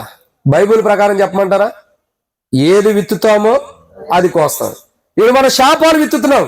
నువ్వు నాశనం అయిపోవడం కాక, నీకు కీడొచ్చిన కాక, నీకు అది కాక, ఇంకా కూడా అంటే నీకు పెళ్లి కాకుండా ఉన్నాను కాక, నీకు పిల్లలు పట్టుకోకుండా ఉన్నాను కాక, నీకు ఇంకా ఎన్నో తిడతావో, ఇవన్నీ శాపాలు.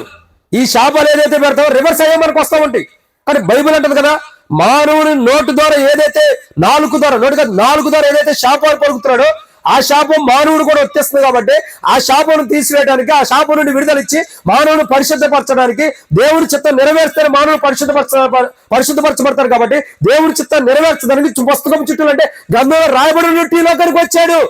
ఈ లోకానికి వచ్చి మానవుడు మానవుడికి వచ్చే శాపం నుండి విడుదల అవటానికి, నరవతానికి, ఈ లోకానికి జన్మించి దేవుడి యొక్క స్వరూపంలో మానవుని సృష్టించాడు.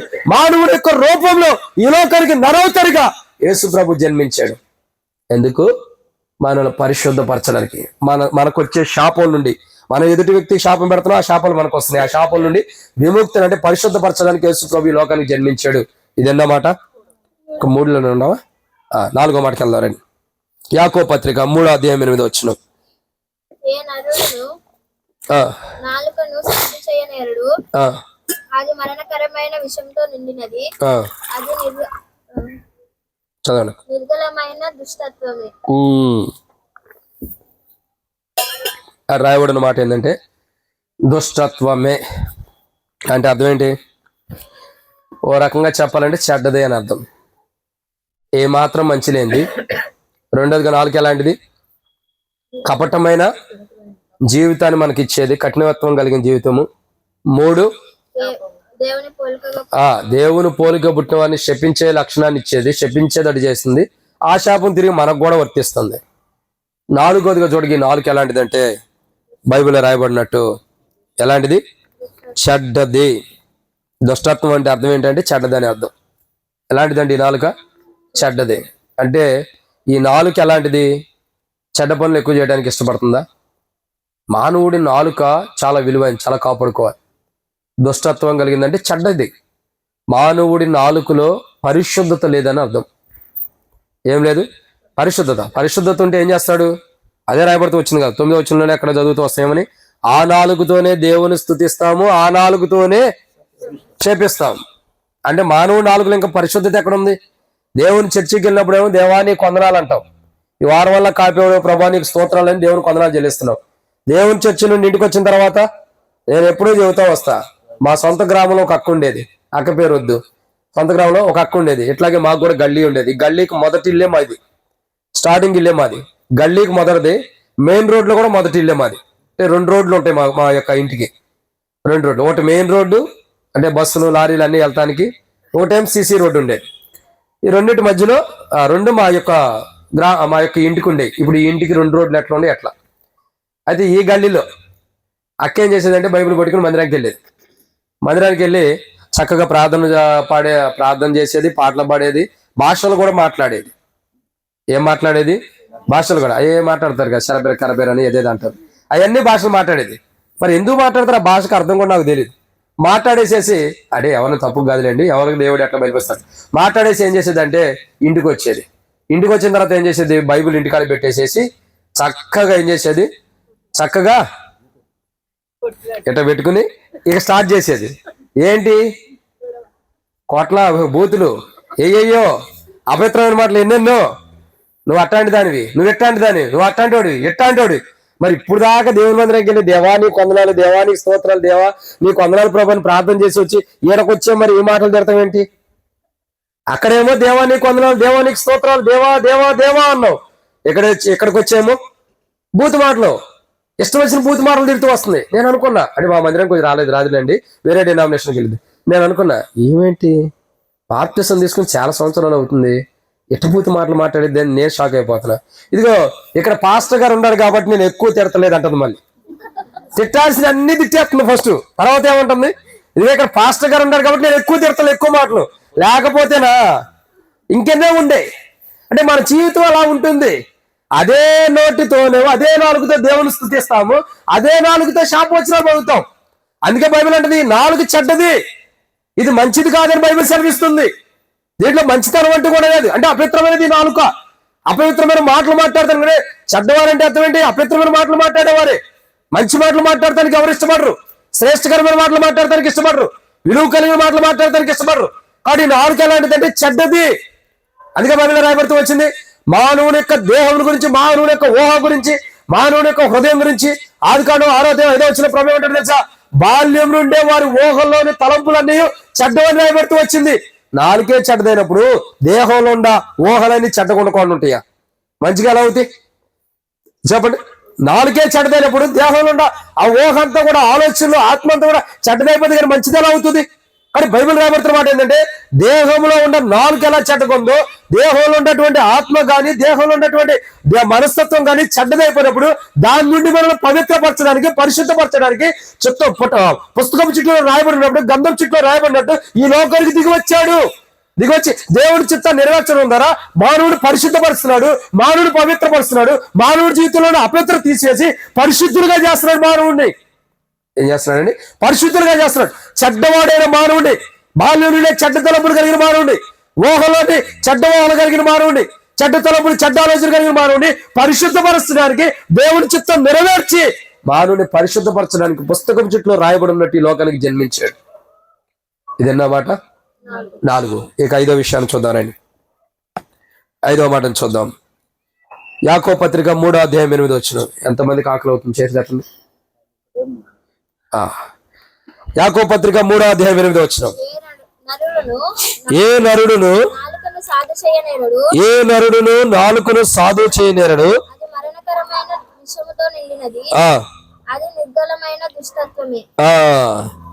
అది ఎలాంటిదండి? రాయబడిన అసలు మాట నాలుక ఎలాంటిదో తెలుసా? విషముతో నిండి ఉందంట. ఎలా ఉందండి నాలుక? ఈ రోజంతా నాలుకే. ఇప్పుడు టేస్ట్ చూడబోతాం, వండిన కూరలన్నీ కూడా నాలుగుతోనే. కాబట్టి నాలుక ఎలాంటిది? విషంతో కూడిందంట. మానవుని యొక్క నాలుగు చూడగా విషంతో కూడింది. ఈ నాలుగు మొత్తాన్ని మనం పరీక్షించి చూడగా దీంట్లో విషమే ఎక్కువ ఉందంట.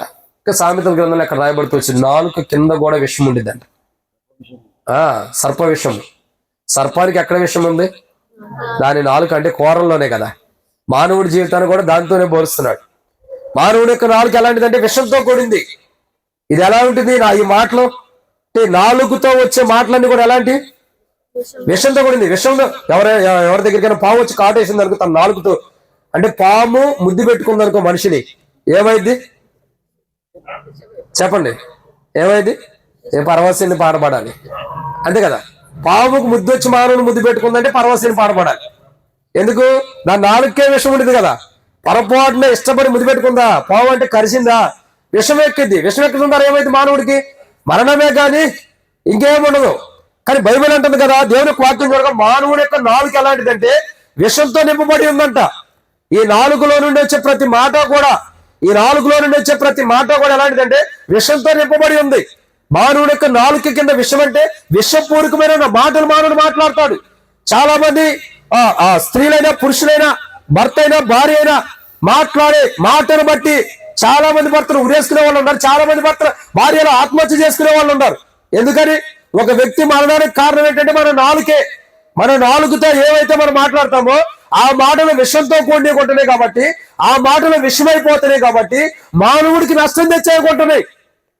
చాలా మంది మాటలు బట్టి, చాలా మంది మాట్లాడే మాటలు బట్టి, ఆ మాటలు బట్టి ఆత్మహత్య చేసుకునే వాళ్ళు ఎంతమంది ఉంటున్నా, మాటలు బట్టి బాధపడే వాళ్ళు ఎంతమంది ఉంటున్నా, మాటలు బట్టి గాయపరచబడే వాళ్ళు ఎంతమంది ఉంటున్నా. నాలుగు ఎలాంటిదంటే మానవుడి యొక్క జీవితంలో విషంతో కూడింది. రాయబడుతున్న మాట ఏమని రాయబడుతుంది? నా మాట కాదు, బైబిల్లో ఉంది. ఏమనుంది? యాకోబు పత్రిక 3:8 ఎవరు రాయబడుతూ వచ్చింది? నాలుక అది మరణకరమైన విషముతో ఎలా ఉందండి? నాలుక విషంతో నిండి ఉందంట. అంటే నాలుక ఎందుకు మనం తేలి చూడగా ఆ నాలుక విషంతో ఉందంట. అంటే దాంట్లో ఏం లేదు,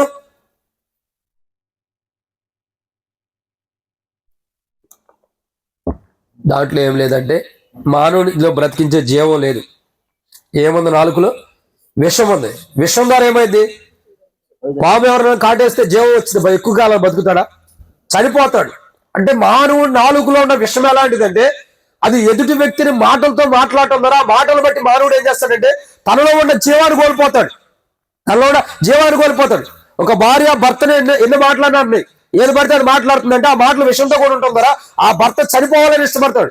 ఒక భర్త భార్యని ఎన్ని మాటలు మాట్లాడినా ఏది పడితే అది మాట్లాడితే ఆ మాటలు బట్టి భార్య ఏమనిపించిందంటే ఈ మాటలు పడే కంటే చనిపోవడం మంచిది అనుకునేది.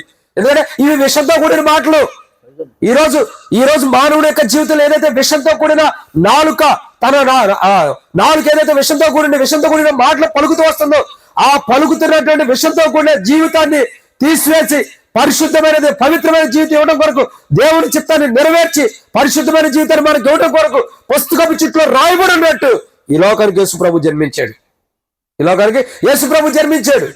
విషము జీవితం కలిగిన మనల్ని, పూర్తిగా విషంతో నింపబడిన మనల్ని, విషపూర్వకమైన మన జీవితాన్ని తీసివేసి మానవుని పరిశుద్ధపరచడానికి ఈ లోకానికి ఏం చేశాడు? యేసుప్రభు వారు నరవతారికి ఈ లోకానికి జన్మించాడు.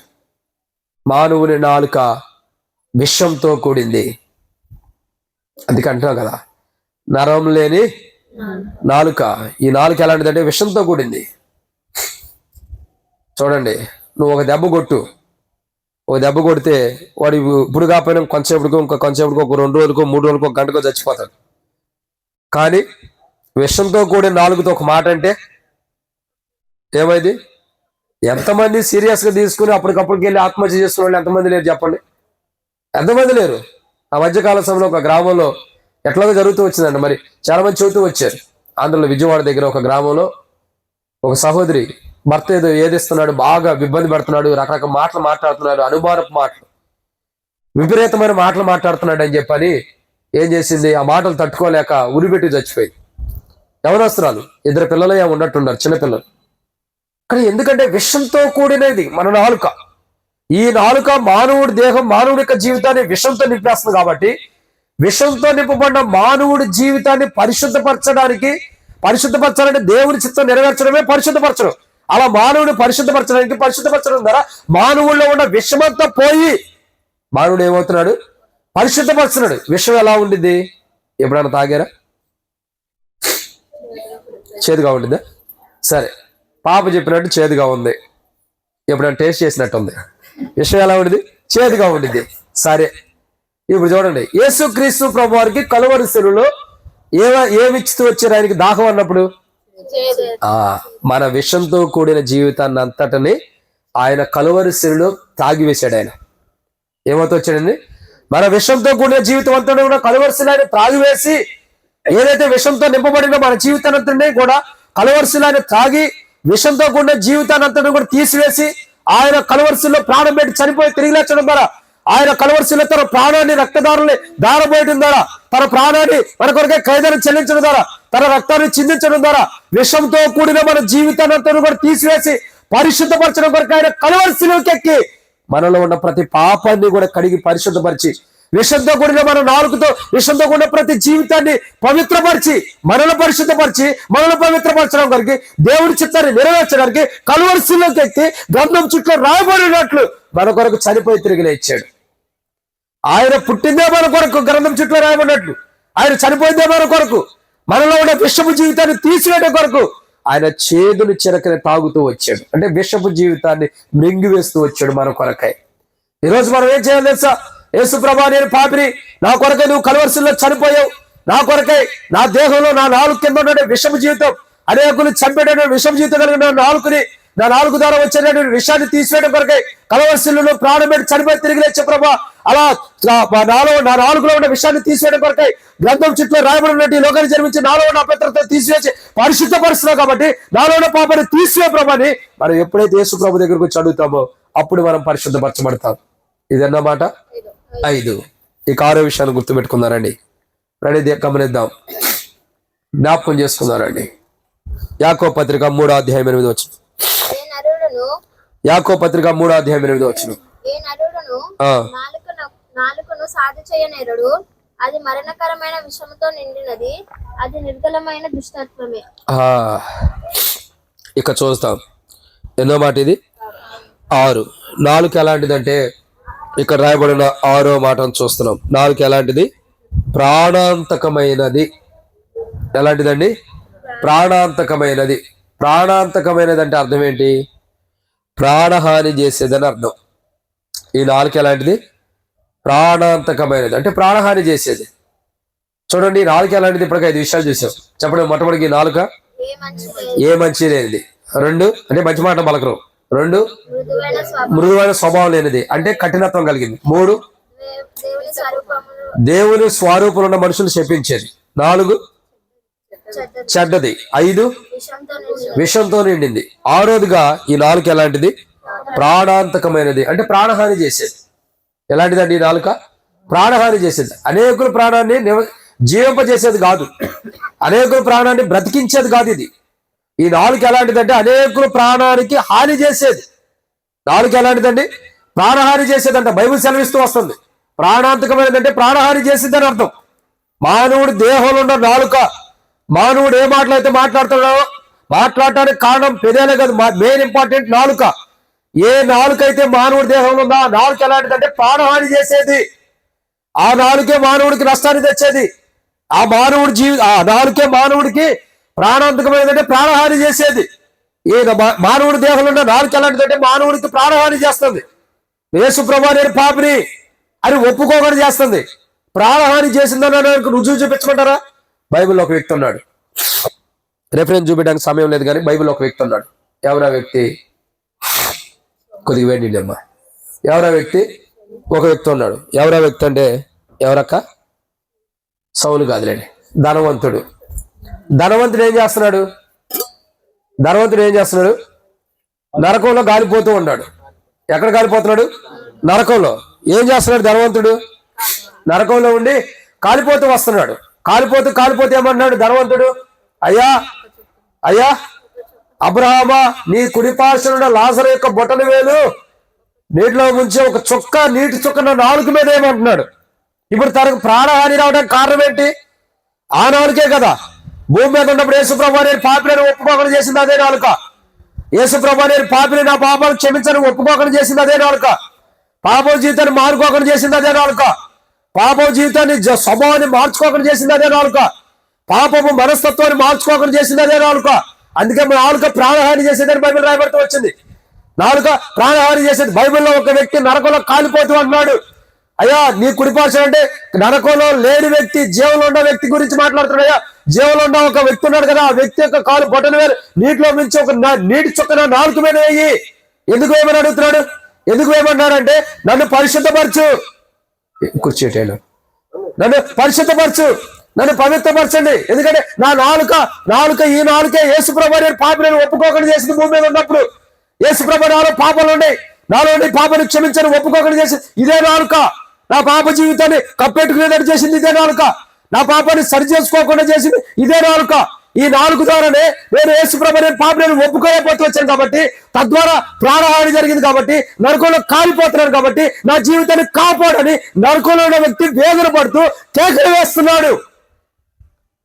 అప్పుడు అంటాడు, ఈ నరకంలో కాలిపోయే వ్యక్తి ఒక నీటి బొట్టు నా నాలుగు మీద ఏమని అన్న వ్యక్తి మరొక మాట ఏమంటాడు తెలుసా? నేనెటు నరకానికి వచ్చా,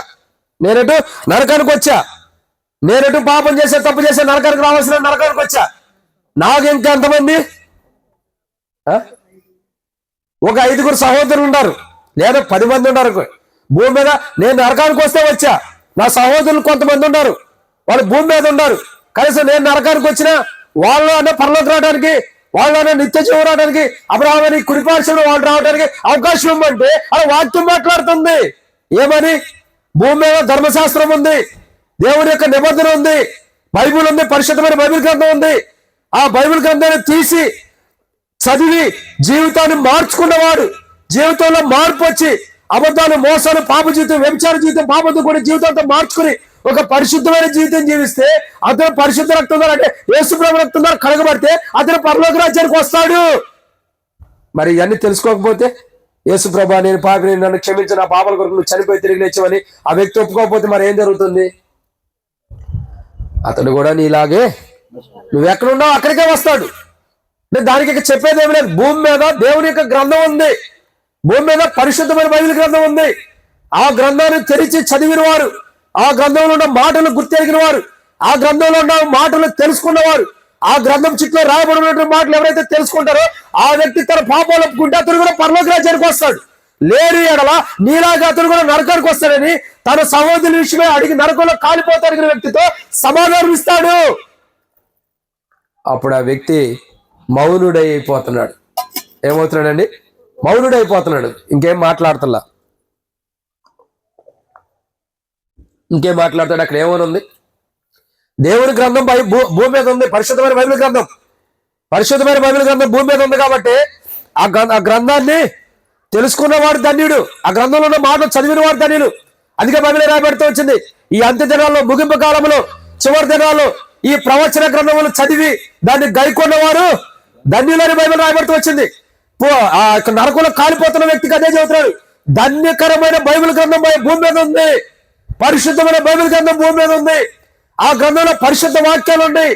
ఆ గ్రంథంలో దేవుడు ఎలాంటి వాడు, దేవుడి గుణ లక్షణాలు ఎలాంటి, దేవుడిలో ఉన్న దేవుడు ఎలాంటి స్వరూపం కలిగి ఉన్నాడో అది లిఖించబడి, దేవుడి కుమారుడి లోకానికి వచ్చి మానవుల కొరకు ఎలా చనిపోయి సమాజ చేయబడి తిరిగి లేచాడు, దేవుడి కుమారుడు మానవుల కొరకే ఎలా ప్రాణం పెట్టాడు, అన్ని రాయబడుతూ వచ్చినాయి.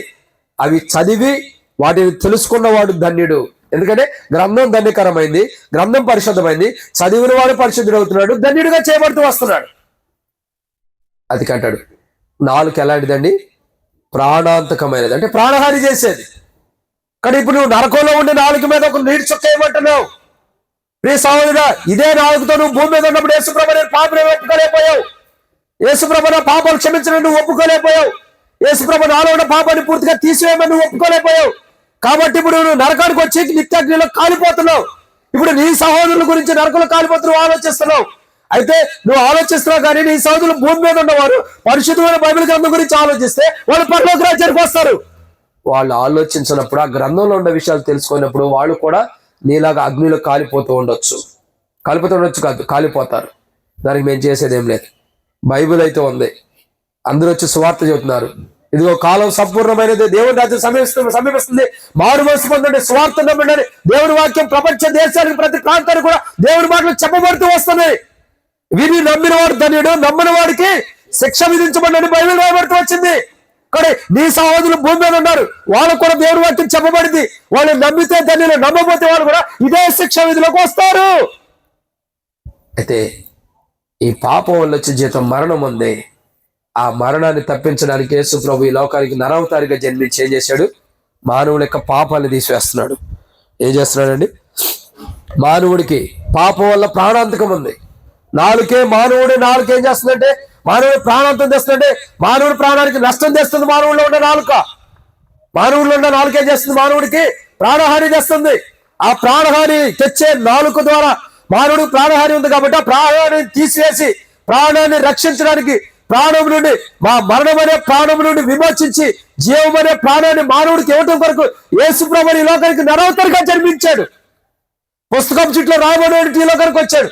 ఆయన జన్మించిన విధానం చూడగా మరణము అంటే ప్రాణహాని, తన నాలుకను బట్టి మానవుడు ప్రాణహాని తెచ్చుకున్నాడు కాబట్టి ఆ ప్రాణహాని నుండి విడిపించడానికి యేసు ప్రభువు ఈ లోకానికి పుస్తకం చుట్టూ రాయబడినట్టు దేవుని చిత్తాన్ని నెరవేర్చి మానవుని పరిశుద్ధపరచడానికి ఈ లోకానికి జన్మించాడు. ఇది ఎన్నో మాట? 6. కాబట్టి ఇప్పుడు జన్మించడం ద్వారా ఏమైంది? దేవుని చిత్తం నెరవేర్చడం ద్వారా మానవుడికి ప్రాణహాని తెచ్చేది లేదా ఇతరులకు ప్రాణహాని చేసేది.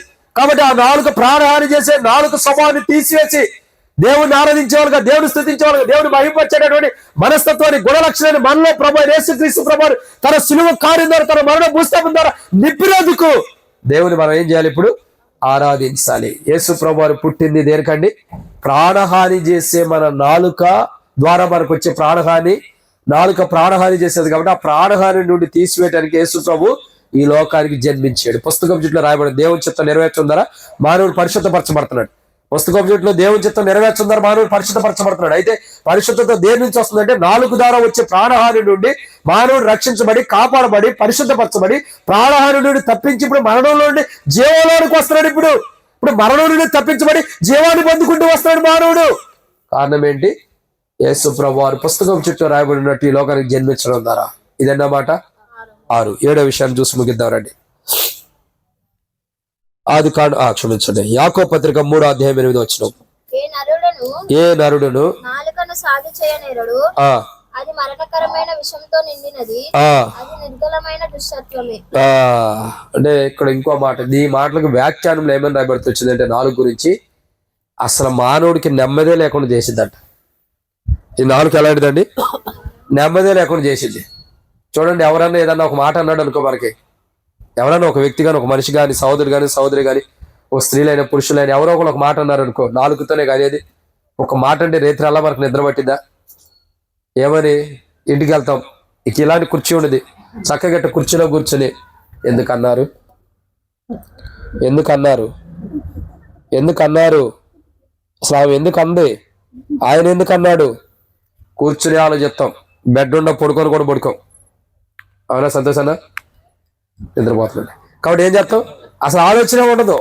ఏమవుతుందని ఇక ఇక ఇక మొత్తం కూడా ఏమవుతాయి, అదే ఆలోచన చేస్తాం. వాళ్ళు ఎందుకు అన్నారు, నన్ను ఎందుకు అన్నారు, ఈ ఆలోచన నన్నెందుకే నేను అరుంధతి హాస్పిటల్కి వెళ్ళా, నన్నెందుకు అన్నందుకే నేను అరుంధతి హాస్పిటల్కి వెళ్ళా. ఆ పాప పెట్టుకుంటా ఓపీ తీసుకుంది, నువ్వేనమ్మా మంచిది అయితే మీ అక్క.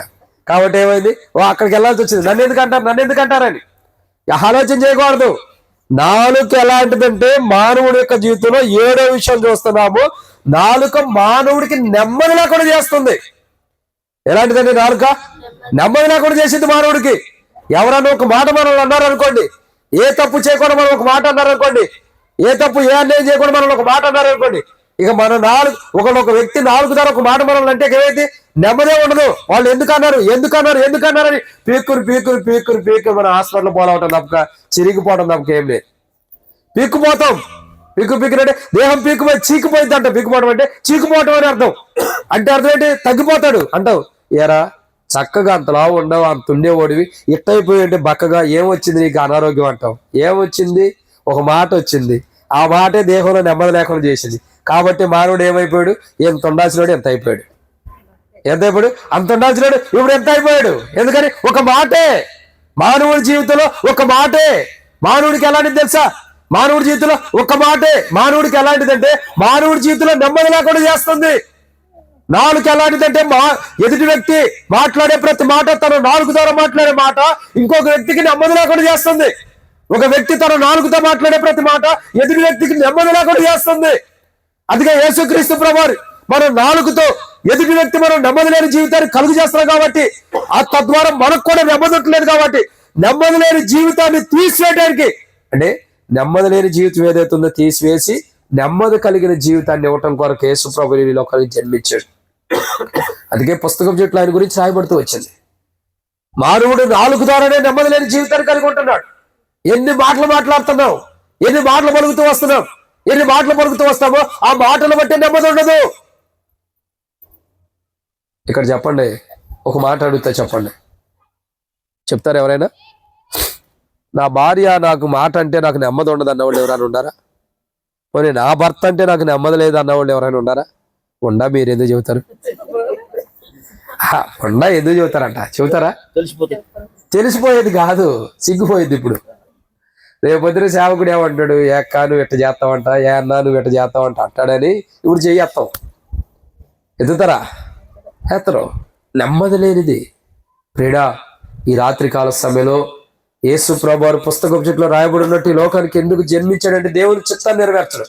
దేవుని చిత్తం నెరవేర్చుందని మనం పరిశుద్ధపరచబడుతున్నాం. మన 4తో ఏదైతే ఎదుటి వ్యక్తికి నెమ్మది లేని జీవితాన్ని మనం కలుగు చేస్తున్నామో, ఎదుటి వ్యక్తి నెమ్మది కొనుక్కోకుండా, ఎదుటి వ్యక్తి మనశ్శాంతి కొనుక్కోకుండా, ఎదుటి వ్యక్తి జీవితంలో మనసులో నెమ్మది లేకుండా ఏదైతే మనం కలవరాన్ని సృష్టిస్తున్నామో, ఏదైతే కలవరాన్ని తీసుకొస్తున్నామో, ఏదైతే కలవరాన్ని సృష్టిస్తున్నామో, కలవరానికి మనం కారణమవుతున్నామో, ఆ కలవరాన్ని తీసుకొచ్చే జీవితాన్ని బట్టి మనకు నష్టం వస్తుంది. కాబట్టి ఆ నెమ్మది లేని జీవితాన్ని ఎదుటి వ్యక్తి తీసుకోవడం మనకు నష్టం వస్తుంది. కాబట్టి ఆ నష్టం తీసుకొచ్చే ఈ 4 ద్వారా వచ్చే నష్టాన్ని తీసివేయడం కొరకు యేసు ప్రభువు లోకానికి జన్మించి భూమికి ఆకాశాల మధ్యలో మన కొరకు కలవరిశిలో చనిపోయి సమాజపడి తిరిగి లేచి మనలో ఉన్న పాపాన్ని తీసివేస్తున్నాడు.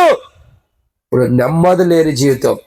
ఒకప్పుడు మనం ఎలాంటి వారు, ఎదుటి వ్యక్తికి నెమ్మది లేకుండా చేసేవారు, మనకు కూడా నెమ్మది లేకుండా ఉండేటటువంటి వారు. కొంతమంది ఉంటారు కదా, మాట అంటారు, ఎదుటి వ్యక్తికి నెమ్మది ఉండదు. ఆ మాట అన్న తర్వాత కూడా మనకు కూడా నెమ్మది ఉండదు. అర్థమైందండి? ముగిస్తున్నాలే. ఒక మాట అంటాం, ఏమని, ఏదో ఒకటి తుస్కారంగా ఏదో ఒకటి మాట్లాడతాం. నీ వల్ల ఏముందిలే ఉపయోగం అంటాం. ఏదో ఒక మాట అంటాం, ఆ మనిషికి నెమ్మది ఉండదు. నేను ఎందుకు అన్నానా అని నీకు నెమ్మది ఉండదు. ఇప్పుడు ఇద్దరు నెమ్మది లేని వాళ్ళే, అవునా కదా? అన్న నీకు నెమ్మది లేదు, మాట పడిన ఆయనకి నెమ్మది ఉండవు. ఇంకెందుకు? అందుకే నెమ్మది లేని జీవితానికి నెమ్మది ఇవ్వటానికి యేసుప్రభు ఈ లోకానికి జన్మించాడు. ఎవరెవరిలో అయితే నెమ్మది లేదు, ఏదైతే నెమ్మది లేని జీవితాన్ని మానవుడు జీవిస్తూ వస్తున్నాడు, నెమ్మది లేని మానవుడి జీవితాన్ని ఏదైతే కొనసాగుతూ వస్తున్నాడు, ప్రియుడా, ఈ రాత్రికాల సమయంలో నీలో నెమ్మది లేదేమో, కుటుంబంలో నెమ్మది లేదేమో, లేదా నువ్వు ఇతరులకు నెమ్మది లేకుండా చేస్తున్నావేమో, లేదా నీకు ఇతరులు నెమ్మది లేకుండా చేస్తున్నారేమో. ఈ రాత్రికాల సమయంలో ఒక నాలుగుని బట్టి మానవుడికి నెమ్మది లేని జీవితం వస్తుందని గుర్తెరుగు. నీ నాలుగు ద్వారా ఏదైతే నెమ్మది, నువ్వు ఇతరులకు నెమ్మది లేని జీవితం కానీ, నీకు నెమ్మది లేని జీవితం కానీ ఇతరులు చేస్తున్నారంటే నాలుగు ద్వారా వచ్చే మాటే. కాబట్టి ఆ నాలుగు ద్వారా వచ్చే మాట నెమ్మది లేకుండా చేస్తుంది. కాబట్టి రాత్రికాల సమయంలో యేసుప్రభు వారు భూమికి ఆకాశాల మధ్యలో చనిపోయి వేలాయమై పెట్టడానికి కారణం కానీ, లేదా మన కొరకు ఈ లోకానికి జన్మించడానికి కానీ, క్రిస్మస్ అనేది మనం జరుపుకుంటున్న కారణం ఏంటంటే మనకి నెమ్మది లేని జీవితాన్ని నుండి విడుదలిచ్చి నెమ్మది ఇవ్వడానికి ఈ లోకానికి జన్మించాడు. ఏదైతే నెమ్మది లేని జీవితం మనలో ఉందో, ఏదైతే నెమ్మది లేని జీవితాన్ని మనం కొనసాగుతూ వస్తున్నామో, ఏ నెమ్మది లేని జీవితం అయితే మనలో ఉందో, ఏ నెమ్మది లేని జీవితం అయితే మనం జీవిస్తూ వస్తున్నామో, కుటుంబ సమస్యల, భార్యాభర్తల మధ్యలో సమస్యల, ఇరుగు పొరుగు వారిని బట్టి సమస్యల, లేదా నీ కుటుంబంలో ఉన్న పిల్లల బట్ట, నీ భర్త బట్ట, నీ భార్యను బట్ట, నీ పిల్లల బట్ట, నీ రక్త సంబంధికుల బట్ట, ఎవరిని బట్టి నీకు నెమ్మది లేదు. ఈ రాత్రికాల సమయంలో ఆ నెమ్మది లేని జీవితం నుండి విడుదలొచ్చి నీకు నెమ్మది, విశ్రాంతి, మనశ్శాంతి ఇవ్వటం కొరకు యేసుప్రభు ఈ లోకానికి జన్మించాడు. నువ్వు చేయాల్సింది ఒకటే, యేసుప్రభు నాలో నెమ్మది లేదు, నా దేహంలో, నా కుటుంబంలో, నా జీవితంలో నెమ్మది లేదు, నా పిల్లల్లో నెమ్మది లేదు, నాకు నా భర్తకి, నా భార్యకి మధ్యలో నెమ్మది లేదు, నా కుటుంబీకుల మధ్యలో నెమ్మది లేదు. మాకు నెమ్మది కావాలి. నువ్వు నెమ్మది పరుస్తానికి లోకానికి జన్మించావు. పుస్తకం చుట్టూ రాబడినట్టు లోకానికి జన్మించి మాకు నెమ్మదిని ఇస్తున్నావు. ఈరోజు మా కుటుంబంలో నెమ్మది నువ్వు. ఆ నెమ్మదికే మరొక పేరేంటి తెలుసా? సమాధానము. ఆ నెమ్మదికి మరొక పేరేంటి? సమాధానం. అందుకే జ్యోతక్కల ఇంటి పేరు కూడా పెట్టావు. ఏమని? అక్క ఇంతవరకు ఇంటి పేరు ఏంటో కదా, అక్క రాయక్క అని చెప్తుంటే రాయలా. ఇంటి పేరు ఏం పేరు? పోనీ నయోమక్క ఇంటి పేరు ఏం పేరు చెబుతారా? హెబ్రోన్, సహవాస గృహం. జ్యోతక్క గృహం పేరు ఏం పేరు? సమాధాన గృహం. అవునా? అంటే సమాధానాన్ని వెంకటన్నల గృహం, ఆశీర్వాద గృహం. కాబట్టి ఒక్కొక్క ఇంటి పేరు పెట్టేశాం. ఇంటి పేరు, ఎందుకంటే మీ పిల్లల పేరు మేము పెట్టలేదు కదా, అందుకే ఇంటి పేరు పెట్టేస్తాం. కాబట్టి ప్రియులారా, బైబిల్లో రాయబడుతున్న మాట అవసరం. ఏమని రాయబడుతూ వచ్చిందంటే, దేవుని యొక్క గ్రంథాన్ని చూడగా పుస్తకం చుట్టూ రాయబడి ఉన్నట్టు ఆయన నెమ్మది ఇవ్వడానికి లోకానికి వచ్చాడు. ఈ రోజు కూర్చున్న నువ్వు కానీ, బయట యంత్ర శబ్దాల ద్వారా వింటున్నావు కానీ, ఈ రోజు నీ కుటుంబంలో నెమ్మది లేదేమో, నీలో నెమ్మది లేదేమో, కలవరంతో ఉండవేమో, టెన్షన్స్ ఉండవేమో, బాధతో ఉండవేమో, దుఃఖంతో ఉండవేమో, భయంతో ఉండవేమో, బెదురుతో ఉండవేమో, ఏ బాధతో ఉండొచ్చు, ఏ దుఃఖంతో ఉండొచ్చు. బహుశా ఎలాంటి స్థితిలో ఉన్నప్పుడు కూడా, ఈ జీవితం జీవించకంటే మరణిస్తే మంచిది అనుకుంటున్నప్పుడు కూడా, ఈ రాత్రికాల సమయంలో నువ్వు యేసుప్రభు దగ్గరికి వస్తే, యేసుప్రభు నేను పాపిని, నాలో పాప జీవితాన్ని తీసివేసి నెమ్మది లేని జీవితం, బాధ, సంతోషం లేని జీవితం, ఆనందం లేని జీవితం, ఇంకా సంతోషంగా ఉండలేని జీవితం నాలో, నా కుటుంబంలో ఉంది, దాన్ని తీసివే ప్రభు నువ్వు అడిగితే, అలా నువ్వు అడిగిన నీ జీవితంలో నెమ్మది, శాంతి, సమాధానం ఇవ్వడం కొరకు యేసుప్రభు ఈ లోకానికి జన్మించాడు. నాలుగు ఎలాంటిదండి? నెమ్మది లేకుండా చేస్తుంది మానవుడికి. ఇప్పుడు చెప్పండి, ఇప్పుడు మనం ఇంటికి వెళ్ళిన తర్వాత మన నాలుగుతో ఏం చేయాలి? మనం అందరం కూడా నెమ్మది కలిగిన మాటలు మాట్లాడాలి. అంతేనా? నెమ్మది లేని మాటలు మాట్లాడకూడదు. ఇంటికి వెళ్ళిన తర్వాత చెప్పేవాళ్ళు సాల్వ్ అయ్యి అనకూడదు. ఏం చెబుతాను కూర్చో, అటగా తిట్టా అని చెప్పి అనకూడదు. ఇక నెమ్మది కలిగిన జీవితం మన నాలుగు ఎలా ఉండాలి? అందుకే రాయబడుతూ వచ్చింది, మీరేమి మాట్లాడినను ఎలా ఉండాలి మాటలు? అక్క చెప్పండి, వినపడదు. నేను ఈ ఊరికి వచ్చిన కొత్తలో చెప్పి నాకు శివుడు ఉంది, కొద్ది పెద్ద చెప్పండి. ఏంటిది అక్క? మతిమరుపు కూడా ఉంది. ఏంటిది చెప్పండి, పర్లేదు. అక్కని అడిగి నేను మర్చిపోతాను అసలు అయింది. అందుకే చెప్పాక మతిమరుపు ఉంది. మన మాటలు మన నాలుగు ఎలా ఉండాలంటే ఉప్పేసినట్టు ఉండాలి. ఆ ఉప్పు ఎలా ఉండాలి? వేసినట్టు ఓ 30 పోసినట్టు కాదు. ఎక్కువ ఉప్పు అయితే ఏమైంది కూరలో? ఇప్పుడు తెలిసింది. ఇక ఒక అరగంట ఆగిన తర్వాత జీవితం అందరం, అరగంట కాదు, ఒక 10 నిమిషాలు అయిన తర్వాత లక్ష్మక్క బాగా చేసింది కానీ ఉప్పు ఎక్కువైంది, కారం ఎక్కువైందని చెబుతాం. నాలుగే అన్నీ చెప్పేది. నెమ్మదిలేంది చేసేది ఇదే కదా. అన్ని కూరలు కాజన్న లక్ష్మక్క మంచి వంటలు వండారు, కానీ ఏమైంది? కానీ కానీ ఉప్పు ఎక్కువైంది, కానీ కారం ఎక్కువైంది. రాక నీకోసం ఎంతసేపు ఆపాం. కాబట్టి మన మాటలు ఎలా ఉండాలి చెప్పండి. శాంసన్ ఉండడా? మన మాటలు ఎలా ఉండాలి శాంసన్? ఉప్పేసినట్టు ఉండాలి. అంటే అది ఎక్కువ తక్కువ కాదు. మన మాటలు ఎలా ఉండాలా? చక్కగా ఉప్పేసినట్టు ఉండాలి, సరిపోయినట్టు ఉండాలి, రుచికరంగా ఉండాలి. అది మాటలు చెప్పాలంటే మన మాటలు ఎలా ఉండాలా? రుచికరంగా. అందుకే ఉప్పు అనేది అంట. అన్నేసి చూడు. ఎందుకంటుంది? రుచికరంగా ఉంటానికి. కారం వేసినా నూనె వేసినా ఏది వేసినా ఉప్పు వేయకపోతే ఆ కూర రుచిగా ఉండదు. మన మాటలు ఎలా ఉండాలంటే రుచికరం. ఎందుకంటే నెమ్మది కలిగిన మాటలు ఎలా ఉంటాయి అంటే రుచికరమైన విధానాలు ఉంటాయి. మన నాలుగు అసలు నెమ్మది లేని మాటలు మాట్లాడేటప్పుడు రుచికరమైన మాటలు ఎక్కడి నుంచి వస్తాయి? రుచికరమైన మాటలు ఎక్కడి నుంచి వస్తాయి? ఒకవేళ సపోజ్ ఒక మాట చెప్పి నేను ముగించేస్తున్నా. ఎంత అయిందన్న టైం? 9. ముగించాలి. ఒక మాట ఎవరినైనా వంటమన్నాం అనుకోండి.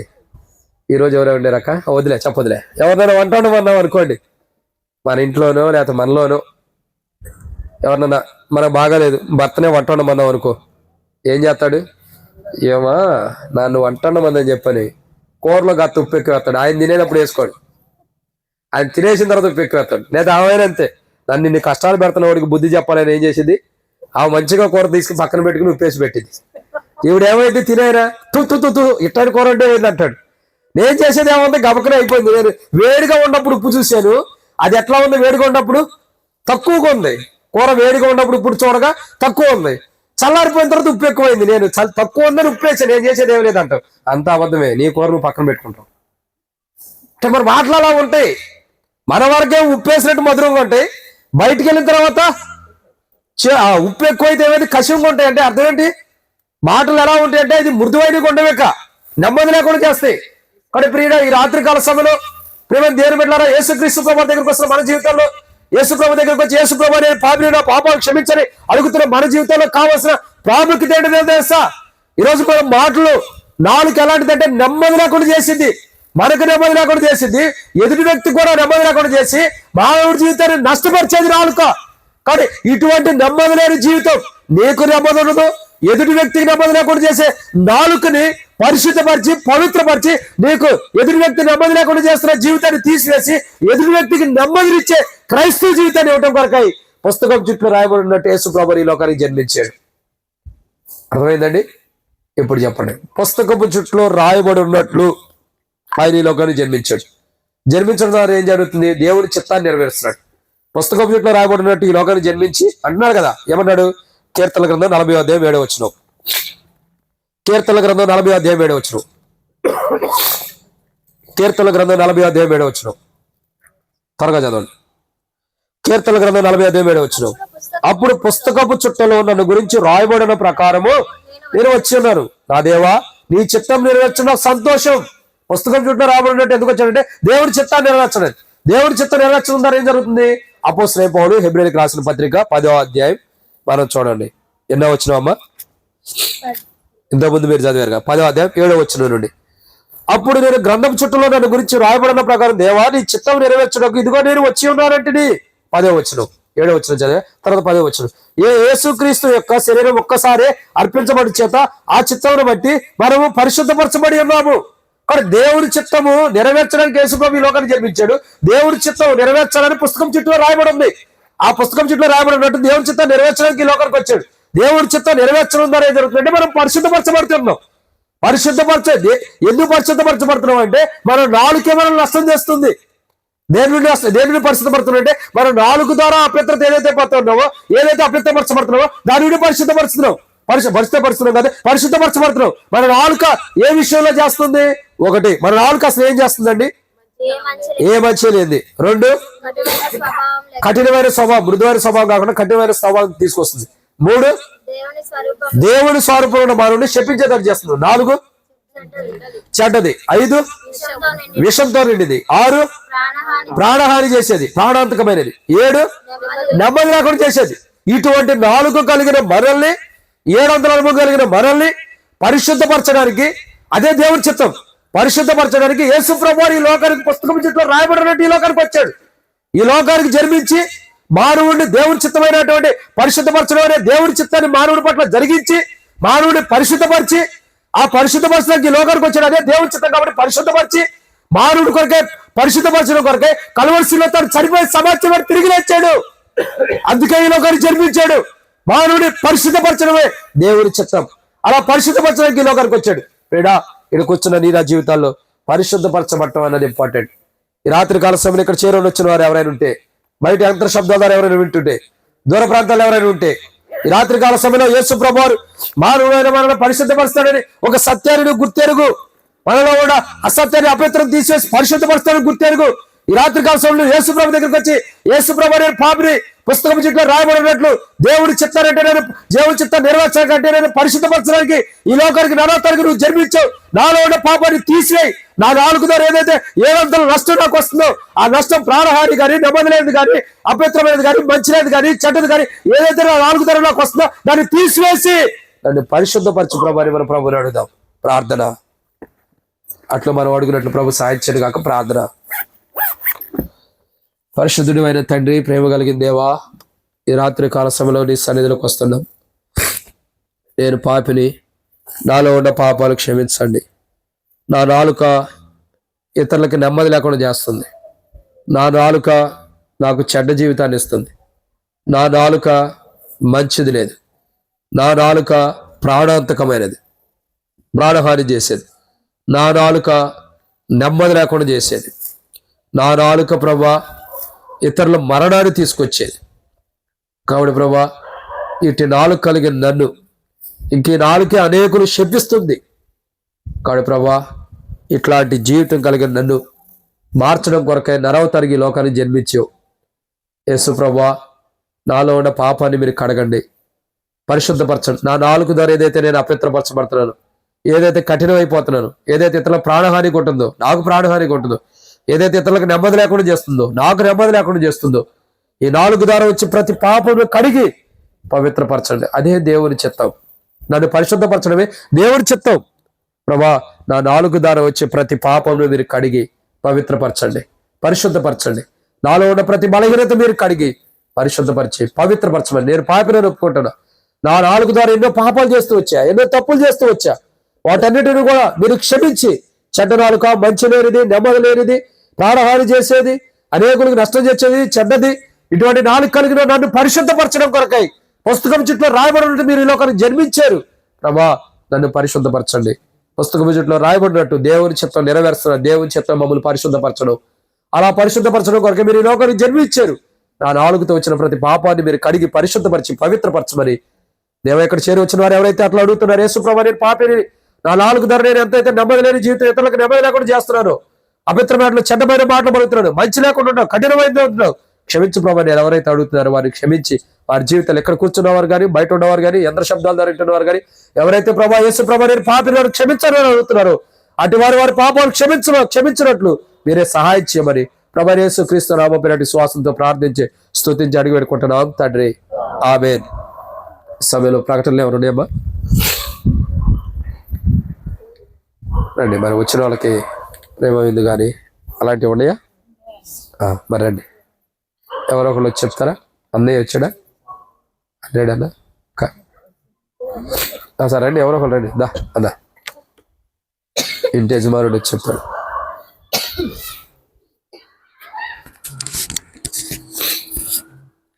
ఇట్రా ఇక్కడ వచ్చిన వాళ్ళ వందనాలు భోజనం చేసేయాలని మా కుటుంబం ప్రార్థించవచ్చు. అందరికీ వందనాలు. అందరూ ఏది వచ్చిన వాళ్ళకు వందనాలు. కానీ కాకపోతే కడుపు నిండా భోజనం చేసి వెళ్ళవలసింది కోరుతున్నాం. ప్రభు చేత మనం చేత కుటుంబం కొరకు కూడా ప్రార్థించాలి. మా కుటుంబం కోసం ప్రార్థన చేయండి. సరే నేను చెబుతా, నాకు అలవాటే కదా. కాబట్టి దయచేసి వచ్చిన వారందరూ కూడా వందనాలు. కాబట్టి మీరందరూ కూడా ప్రేమతో మరి కాజన్న లక్ష్మక్క గృహానికి వచ్చారు. అన్న రక్షణ కొరకు ప్రార్థన చేయండి, పిల్లల రక్షణ కొరకు ప్రార్థన చేయండి, అక్క ఆరోగ్యం కొరకు ప్రార్థన చేయండి. తర్వాత మరి వారి యొక్క గృహానికి వచ్చినందుకు అందరికి వందనాలు చెబుతున్నారు. ప్రేమ విందు సిద్ధపరచబడింది. ప్రేమతో విందు భుజించి ఈ 4తో చెప్పాల్సిన మాటలు చెప్పి సంతోషంగా వెళ్ళండి. తర్వాత మరి పిల్లల యొక్క చదువులు, వారి భవిష్యత్తుల కొరకు అన్నిటి కొరకు కూడా ప్రార్థన చేయండి.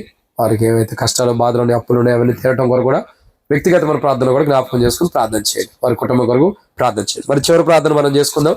ప్రార్థన ఎప్పటి నుంచి ఎదురు చూసేది ఈ టైమే. చివరి ప్రార్థన అన్న చేయండి.